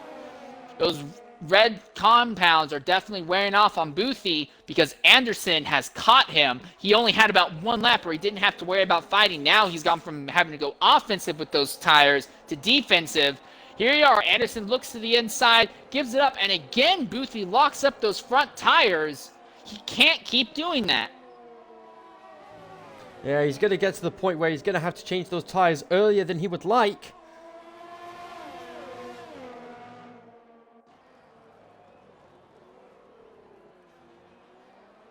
Down that short DRS back straightaway. Anderson looks to the outside, can't make anything happen. And yes, he does, because Boothie ruined that end of the straightaway, and that means he's going to lose both of those positions. I think he went 1 lap too long on those red compounds, and we're seeing the price of it now. Those tires are gone. Absolutely. That's definitely going to be the cue from the team. Come into the pits, change those tires. You can't make them last any longer. And indeed, he does come in.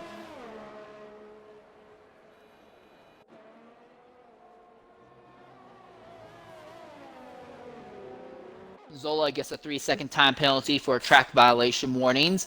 And now Mr. Shmee and ES Fiend for 11th and 12th are basically the next closest little battle that we have on the track right now. Shmee is within DRS zone. He's got DRS open. He's going to look to the outside of that Red Bull. And yes, at the last moment, he slots right in line in front of Fiend. So Shmee, move him up in 10th position. Fiend is not done, though. He's trying to fight back. He keeps getting the air chopped off the nose of the car. It's hard for him to make a perfect following. The 2 of them are going to dive into turn number 4 here. Both of them run nice and wide, coming out of 4 and on the run down into the more technical sections. Oh, and Shmee locks up the tires. Fiend ends up getting his front wing right underneath the rear wing to Shmee. These 2 are definitely duking it out right now. We'll just see if Fiend's got any damage. He doesn't have any damage, but he is going to be close enough to go for a run to this next corner. He's actually dropped off a little bit.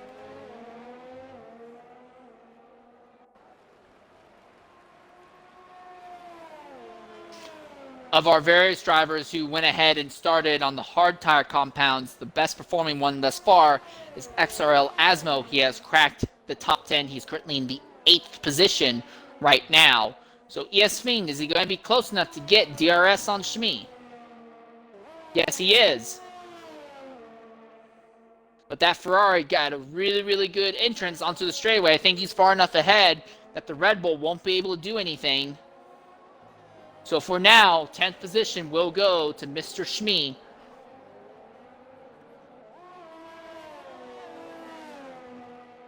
And Boothie has spun around there in turn number 1, so the day is not going very well for him. He swapped to the medium tire compounds after pushing the reds too far, and now he has looped it. In turn 1, he has dropped out of the top 10 all the way down to 15th position, and he spins, he gets it sideways again. The overseer kicks in really badly, going to turn number 3 there, and he's going to lose a position now to Ryan Hurricane, I imagine, if he can't get back up to pace real soon here. Yeah, absolutely. It's just, it's a real shame. It's just all fallen apart for him so quickly.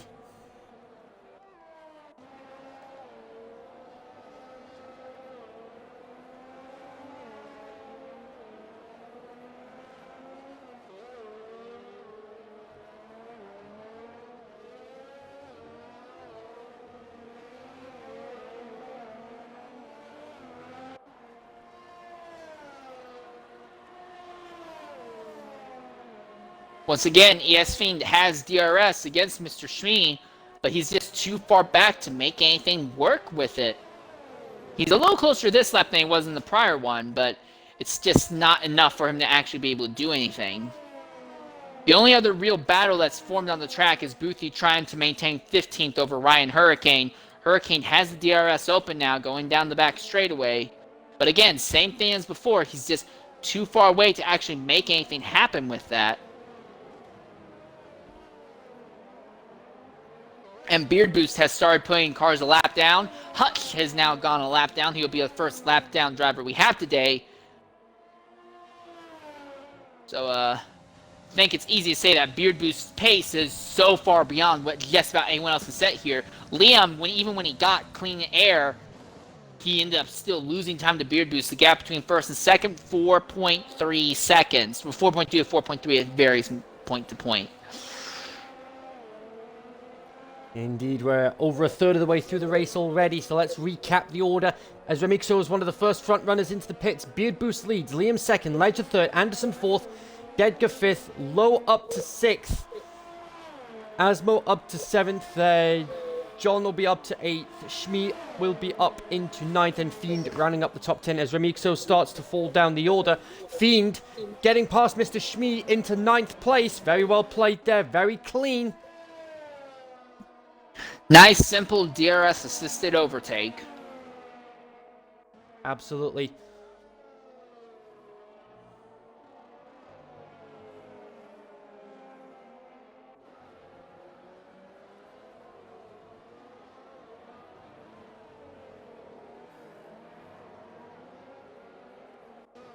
Oh, and Boothie ended up doing the same thing in turn 2 and going into 3 again. Oversteered the car and got the tires into that inside grass, so he will lose that position to Hurricane. That car is not calibrated for his liking right now in the slightest. All these little mistakes are really adding up and adding up fast.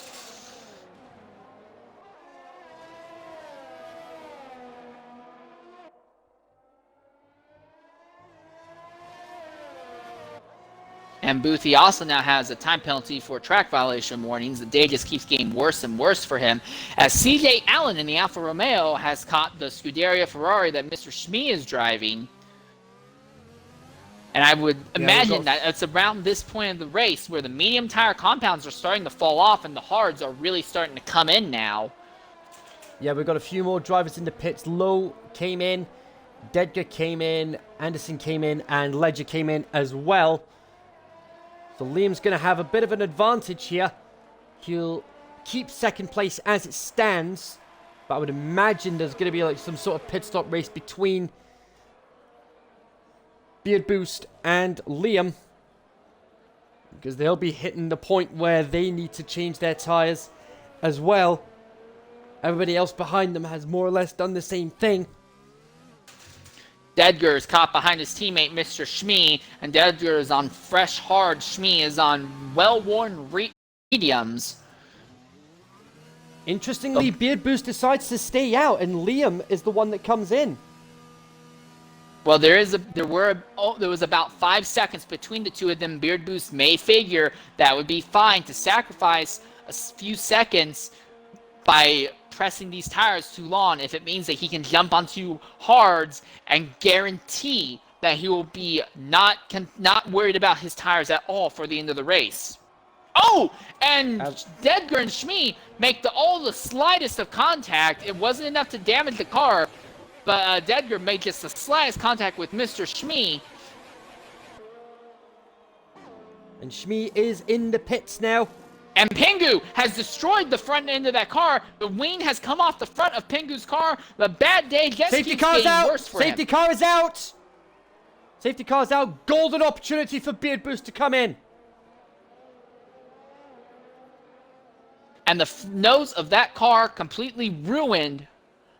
So Beard Boost may have just had the entire race fall backwards into his hands as the yellow flag falls perfectly for him.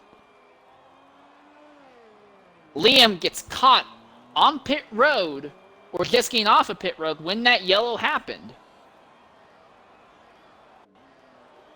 Yeah, that's the sort of mistake he really could have done without, but he is. But Pengu is coming into the pits now.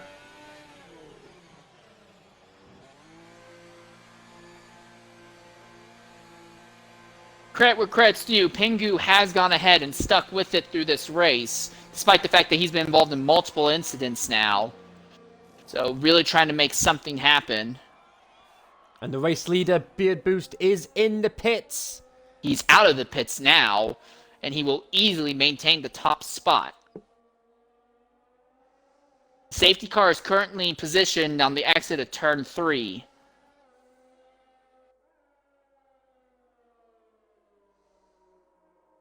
And now the safety car has picked up our race leader. And that is XRL Hutch, who is right behind Beard Boost at the moment. Hutch is a driver who went a lap down earlier. He's still a lap down. Now, I'm curious to see if they'll wave Hutch around and let him get by so he can get back on the tail end of the lap, or if he'll have to stay in line there awkwardly between Beard Boost and Liam, as Liam has now caught up to the field. Absolutely. So we're on to lap 16. We've still had no DNFs at the moment. So let's just recap what's happened as we head, as we're under safety car conditions. Lap 16, we're halfway through the race. This is round about the same point we had a safety car in the X1 race.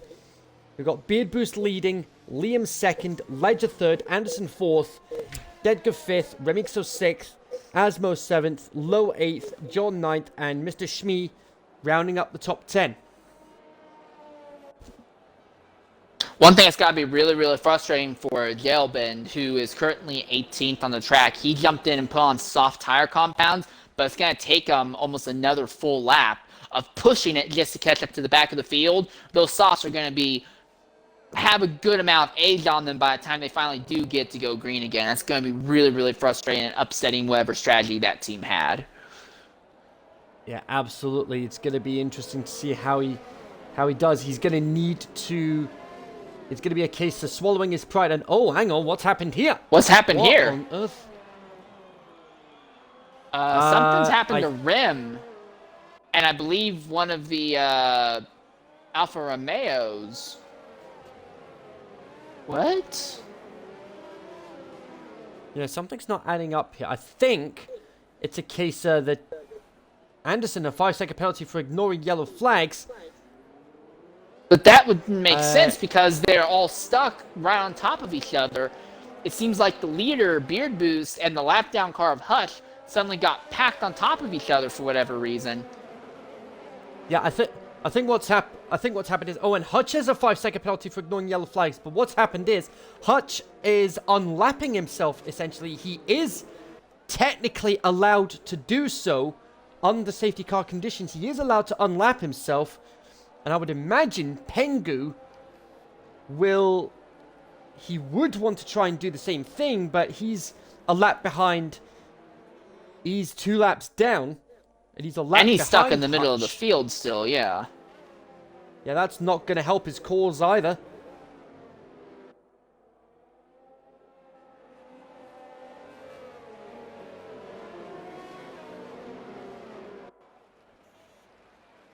I'm trying to figure out, I saw what looked like red wing end plates flying off there on the front straightaway. I'm trying to figure out whose it is.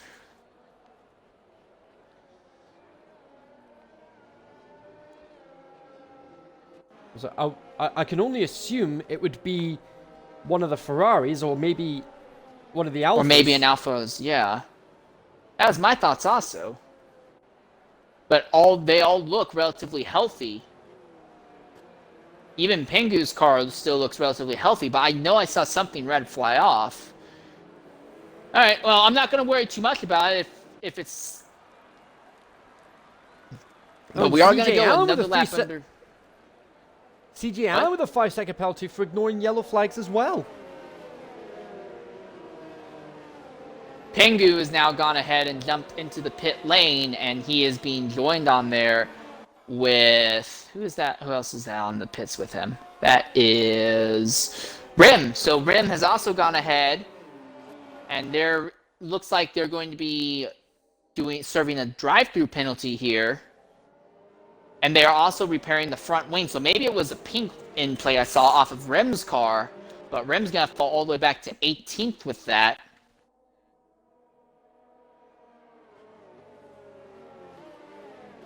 And the laps continue to trick away. And Pengu with another 3-second time penalty. Thing is, he's 2 laps down. I don't think it's really going to matter for Pengu at this point. Yeah, absolutely. Definitely not going to make much of a difference.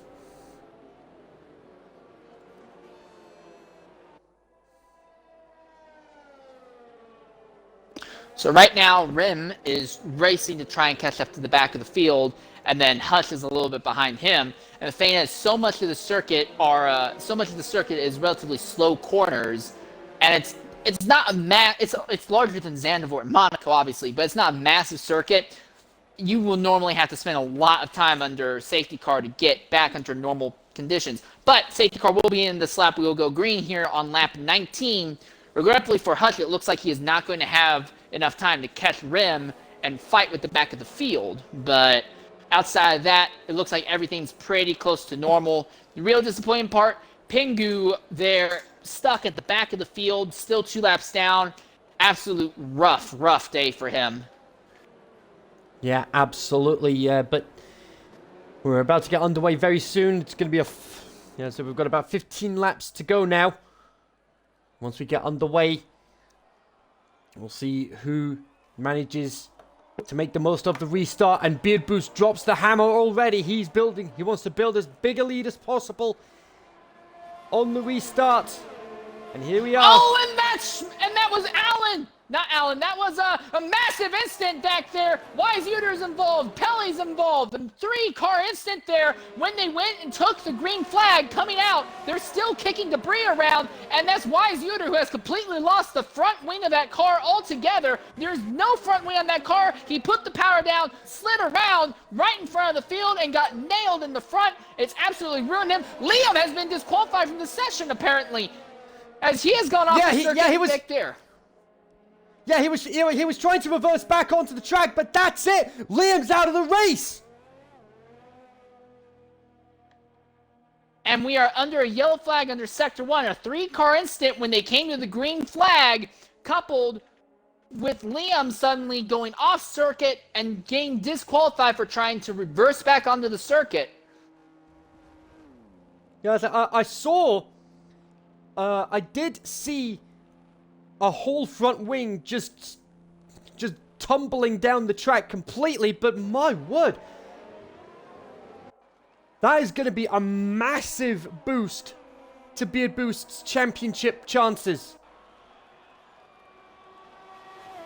Anderson maybe, if he's able to play his cards right, he might be able to overtake Ledger and make it a McLaren 1-2 at the top of the grid, honestly.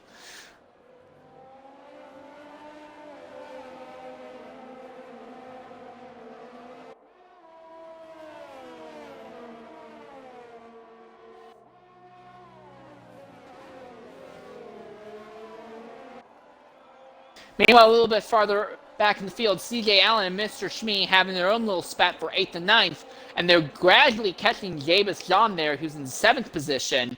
Jabus himself isn't too far off of Lowe and Asmo, who are ahead of him. Everyone's still relatively packed up on top of each other around the field from about 5th on back. Well, about 5th to about 10th. And Uter has dropped out of the event. Uter has pulled into the pits and has retired from the event. He did so well in qualifying as well, and the race just fell apart for him completely, and I don't blame him. I do not blame him at all.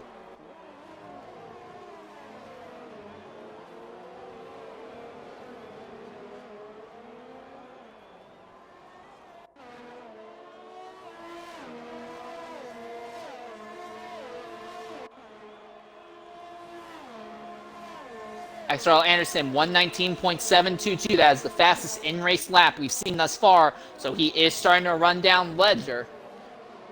It is a very serious possibility that we'll see a McLaren 1-2 at the top of the grid here. At the top of the field here, but yeah.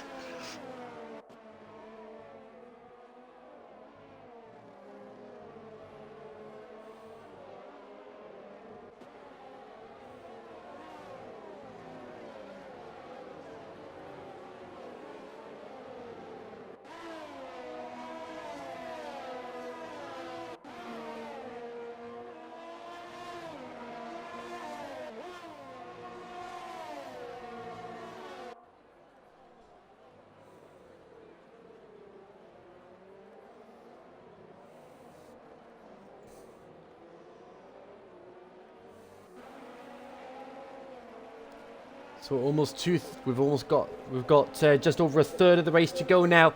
Beard Boost still leading by 1.5 seconds. Anderson is half a second behind Ledger. He may very well have a crack down this main straight here. And Beard Boost, fastest lap of the race, 1:19.126. Look how close Anderson is to Ledger. He's going to have a crack at it. And he's only gone and hit the ball out of the park. McLaren 1-2. And a little bit farther back, CJ Allen has overtaken Davis John with a nice, smooth DRS-assisted overtake. So now DRS is enabled, and with all these drivers still packed on top of each other, we're going to see a lot of DRS openings on the straightaways here.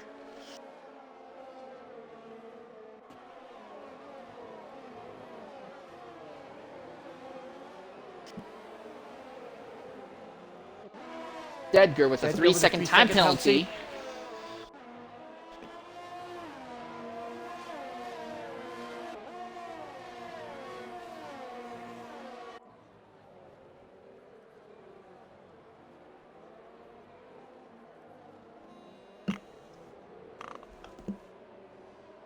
Rim also has a 3-second penalty. J-Lab got one as well. The penalties are starting to pile up here.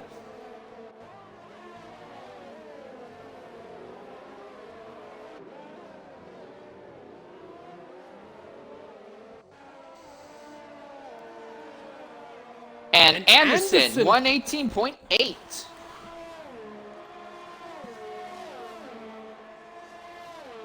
A great lap time for him. That's the fastest lap of the race. See what the fastest lap outside the top 10 is. 19.0 from Remixo. He's got the fastest lap outside the top 10.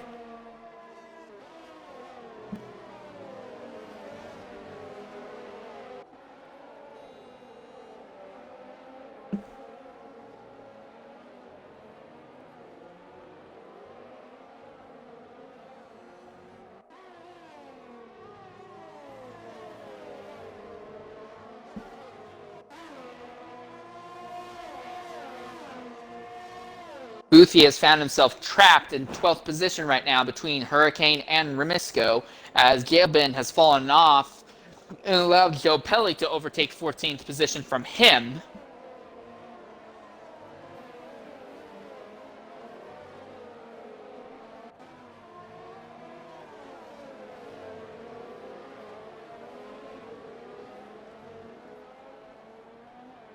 Here we are. Ledger's not done with Anderson. He's going to try and fight back. He's got DRS open down the straightaway.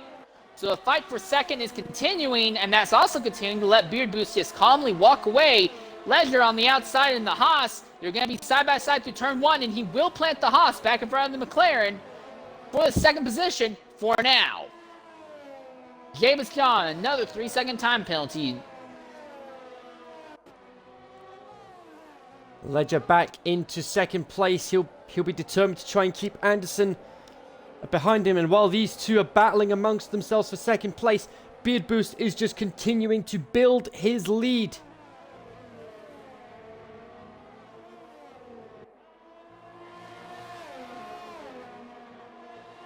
Boosty has lost 12th position to Rim. Rim just had a much, much better run going through turn 3 and ended up just drag racing, beating him in the run down to turn 4. But Rim is struggling with that car, and Boosty has destroyed it! Boosty put the power down, and he absolutely has destroyed the car in Sector 2! That's going to be a safety car! The day is going from bad to worse for the Renault team. Both Renault drivers out, and we're just a little bit past the 2/3 mark of the race. This is a golden opportunity to go onto soft tires and just sprint for the finish.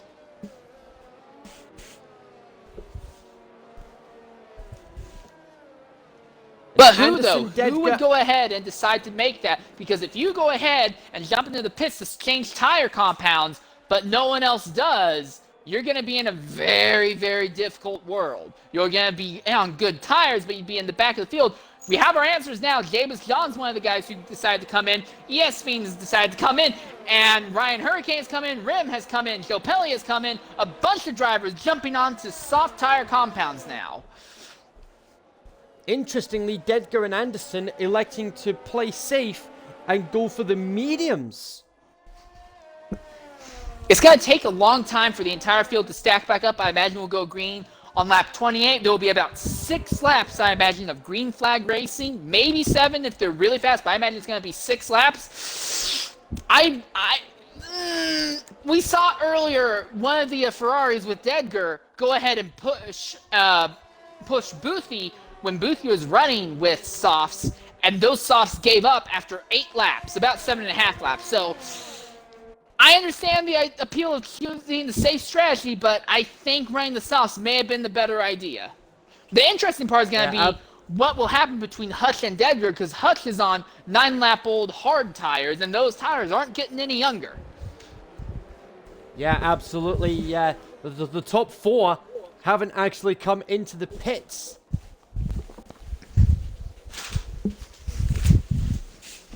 I mean, everyone has made a stop, absolutely, but are the top 4 going to go for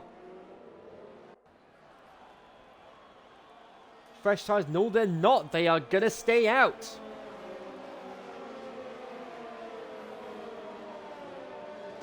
In the case of our leader, though, to be fair, there's not really a whole lot to be gained by going ahead and pitting. He's in such a blatantly different zip code that no one else has been able to fight with him, that pitting would just put unnecessary risk on that car.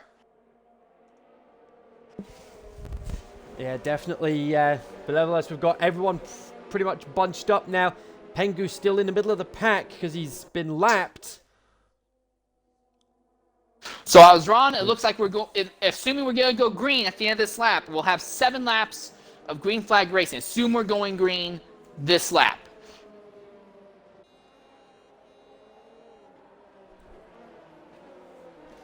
And this time it's really weird because Pingu is right in the middle of several other drivers who went ahead and pit. He's right there between Anderson and Lowe. And if he doesn't get out of the way, he might end up throwing those medium tire compound cars a little bit of a bone here.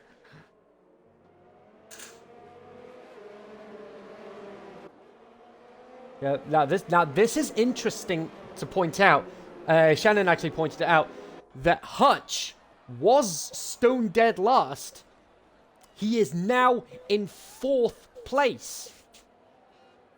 Safety car in this lap, so Hutch may be rebounding for a possible top 5 finish, but he's going to have to hold off Dedger. And yes, Pingu is pulling over and letting the field drive by him. And of course, the other thing to bear in mind is that Hutch was a lap down at one point.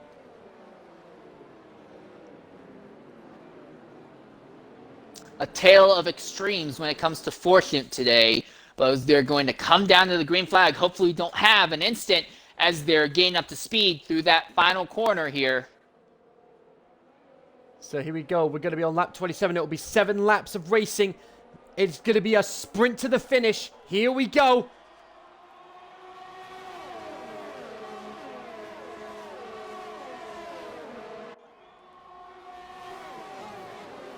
Oh, there's a mad scramble back there. CJ Allen's trying to make it 3 wide back there. They're all able to make it work. They're still side by side back there. And Allen's going to move himself up into fantastic. 9th. Anderson down to 7th. Hutch up into 3rd now. Ryan Hurricane and Jay Bashan now dueling it out for 12th position. 2 Mercedes-powered machines. And now Hurricane's going to fall into the grip of Joe Pelly. Meanwhile, Mr. Shmee, those hard tires did not work out for him. He's dropped out of the top 5 positions. Dedger is up to 4th. The yellow flag's in sector 2. I think that was just for Joe Pelly. And CJ Allen, he's dropped a couple of places. And he's got a 3-second penalty as a result. The drivers that are on medium or soft tires, they're already big beneficiaries from that essentially free pit stop here. Beard boost, fastest lap of the race. And there we go. Dedger is going to cruise by Hutch. So move that Ferrari up into 3rd on those medium tire compounds. And something has happened to CJ Allen. He has dropped. He's coming to the pits. Yeah, he's retired from the event. It's a real shame. That is a real shame. So that's one less driver to score points for Alfa Romeo today. And with their other Alfa Romeo driver, XRL Pingu, being 2 laps down, it looks like it's going to be a horrible, horrible run for them today.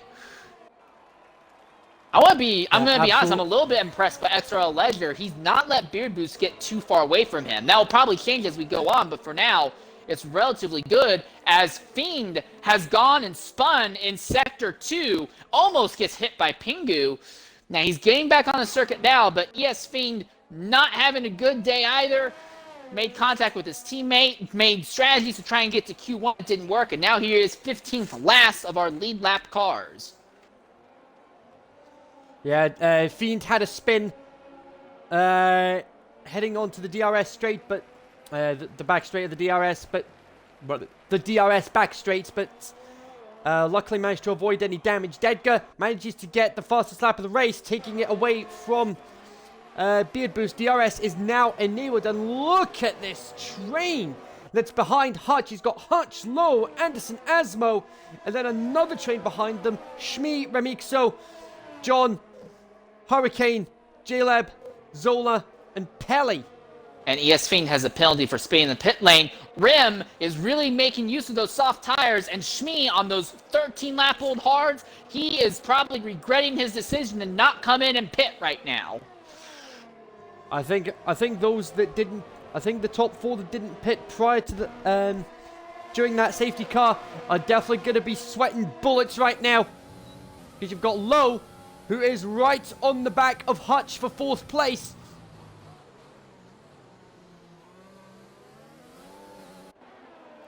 So who would you pick for driver of the day? Hutch probably, considering he was a lap down and now all of a sudden he's up here fighting for top 5 positions. I would say probably Hutch. No one else is real. There have been other drivers who have done decent moves and stuff, but overall a race has gone from nowhere to thank God. I think Hutch easily takes it, as Anderson is going to overtake XRL Lowe with a little bit of DRS assist down the straight. Actually, both of them have DRS open. It's just a pure drag race between Renault and Mercedes Power, and somebody has gone off the circuit. Who is that? And that's Ledger. Ledger has gone off circuit in Sector 1, and he's going to drop all the way back to 14th position. And the front wing on that car is damaged. He may have to pit to repair that as well. That's the last thing he needed. He was doing so well, keeping Beard Boost in his sights. And now Dedgar moves up to 2nd on the board.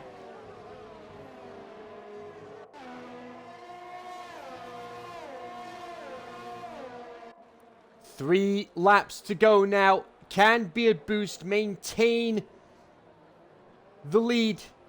I think that's going to be no problem for him. He's got 4.2 seconds over Dedgar. There's no one in sight. Assuming he doesn't make anything stupid like a spin out through the chicanes, I think he'll be perfectly fine. And Hutch is on pace to possibly walk out here with a podium position. I mean, not if Anderson has anything to say about it, but the possibility is out right there. Here comes Anderson. This is going to be interesting to see which way he goes. He's going to try the inside line. But contact, and Anderson spins. Oh no! And he's right in front of the field. He's able to get off the track at least. But now Anderson is going to start plummeting through the field. He's now gone. And Ledger's out. Ledger's gone. Ledger has dropped out. That's the last corner. That's the last corner he's dropped out on. And that's Pingu who's coming up on him right now. They're saying it's a yellow flag for just that sector. It looks like the car just pulled over and stopped. Yeah, he dropped it on the final corner, and that is the entire tire, the left side tire, is completely ripped off that car. ESV now is the fastest lap of the race, 1:18.427. He'll get the bonus point for the fastest lap outside the top 10. We'll see what the and now laps there's about a 1.3 second gap between Lowe and Hutch. Hutch might be able to make those super worn hard tires work and bring home a podium finish, snatching a podium from the jaws of defeat and embarrassment. Yeah, an 18.435 from Dedgar. He's got the fastest lap inside the top 10, so he'll take that bonus point. Meanwhile, Mr. Shmee, the strategy continues to work against him. He has fallen to 8th and is now going to lose that to Jabus John. Those old tire strategy did not work for him. He's fighting back against Jabus, but Jabus is going to make contact with him, and Jabus gets sideways. He's going to end up falling and losing some position. So Shmee, very, very controversial defending to say the least, and now Jabus is going to drop back to the 10th position. Somehow he only lost 1 position as a result of that. And now JL Bin is in the top 10 and 9th position. The pink Mercedes, aka Force India, aka Racing Points, are all now in points paying positions when earlier they did not look anywhere close to that. The leader may not have changed, but it seems like a lot of the field has basically been turned on its head as this race has gone on. Yeah, absolutely. It's a case Asmo right on the back of Remixo, but you've got Hurricane on the back of Asmo as well. This is a 3-way battle for what is 5th place, pending any penalties. 5th place by mistake. We're on to the final lap now. DRS is open for both Hurricane and Asmo, and Jelbin gets the 3-second penalty now. Now Jelbin on the outside of Mr. Shmee, and with DRS enabled, here's going to be a question. Well, Shmee makes contact. He cuts right into Jelbin's line going into turn number 1, so Jelbin is not going to be able to make that overtake work for now. J-Lab down to 10th now. John up into 9th.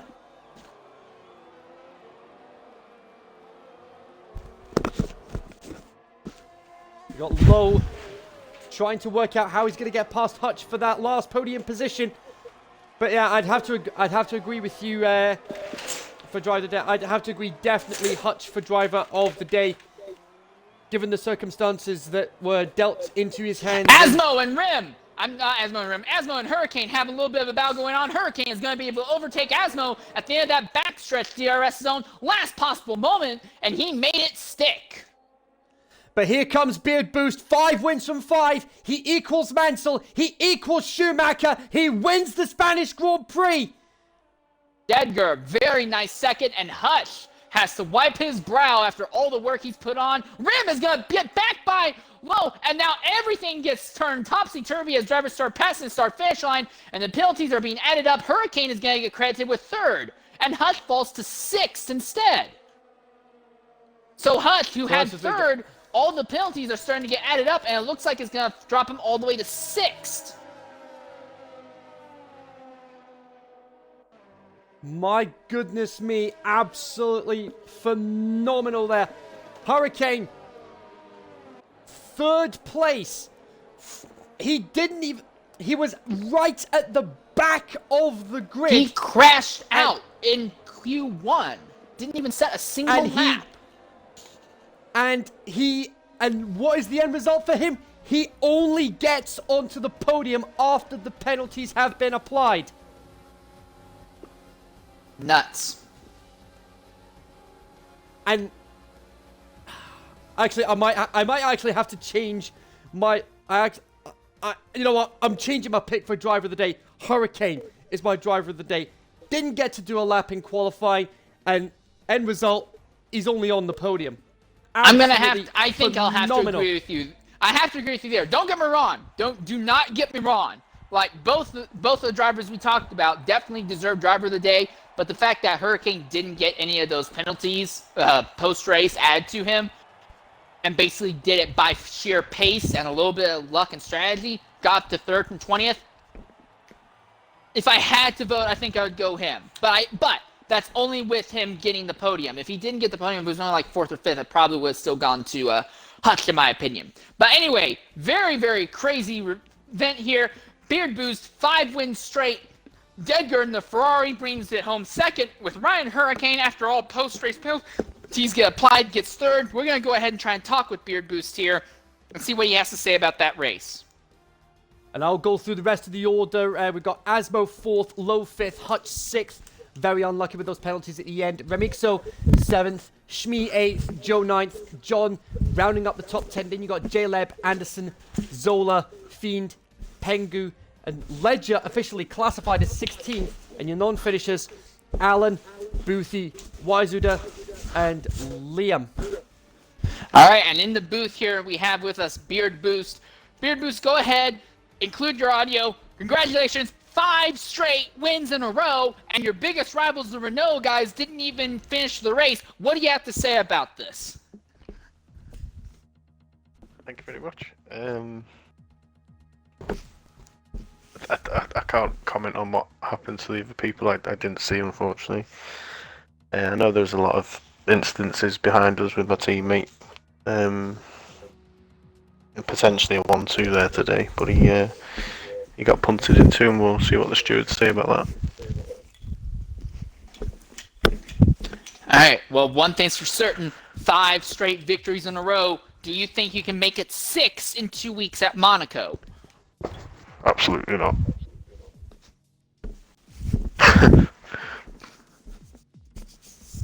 I'm curious as keen to on why Monaco. you think that, but... Oh, okay, well... Previous races have not gone well for me around Monaco. Different leagues, this league, it's never really gelled. Well, I think we the can all practice in agree on like I always this, do. though. Well, I think we can all agree on this, though.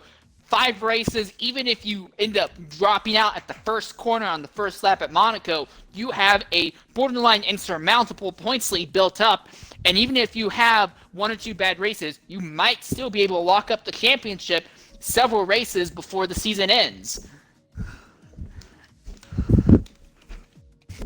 Really a minute for the team. I know I respect Matt a lot and I want to get them powering up to the top.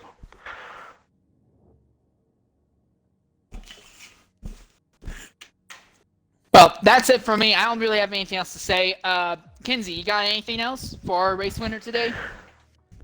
I'm still trying to process the fact that I don't think realistically there's going to be anybody that's going to be able to catch Beard Boost at this rate. I just feel sorry for CJ because he's got the pace up there and he keeps making little mistakes. Leo made the mistake today, but he's got the pace to be up there. I'd like to see them start to be a bit more consistent and we'll have some better races. Yeah. To be fair, you are doing what you're hired for. You are going out there and putting your foot down the rest of the competition. It's not like you have. This game isn't quite like reality where having the best car is automatically the win. Most of the ability here is based off driver talent. It's a really harsh thing to say, but they just kind of have to get that practice in and get better. That's it. Practice, more practice. I think I've done 3 practice races this week for several different people, just to get an idea of how they race, what wings they run. I've helped them, they've helped me. Just put the practice in, you can be more consistent.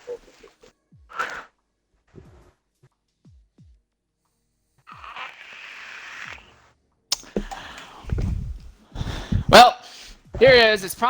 Here we are. So, race is over. 5 races in a row. Beard Boost has won all 5 of them. So, Kinsey, here we are, going to be looking at Monaco in 2 weeks. At this point, what do you think are the 3 biggest things to take away from today's race here at Catalunya? Well, one of the things to take away is that it's going to take something very special to try and take Beard Boost off the top of his perch. I absolutely agree. I'll also go ahead and say something else. I think, personally, the way that drivers got way too aggressive on the throttle, and we saw multiple instances where drivers were spinning themselves out and crashing their cars just from being too aggressive, putting the power down. I think throttle management is a very important thing here. And if you couldn't get down here, you need to do some extra practice and extra homework because Monaco won't give you a chance to recover like Catalunya will. And then the third biggest thing to take away today, I think more than anything else, is the fact that having a bad start didn't necessarily doom your day today, as we saw various drivers who were basically nowhere in the first part of the race, end up in the top 5 positions close to the end. The race really wasn't over until it was over. Indeed. So yeah, we'll leave it at that. We've got exhibition races at Monaco next week, and then the following week we'll be back for round 6 of the championship. I've been St. Lear 13, and the host of today's broadcast has been Kinsey Retro. I want to thank you all for being here with us today. Yeah, thanks very much to everybody that's been watching this evening. I'm going to be busy getting highlights done on my end. But until we see you at Monaco, good night. Thanks for watching.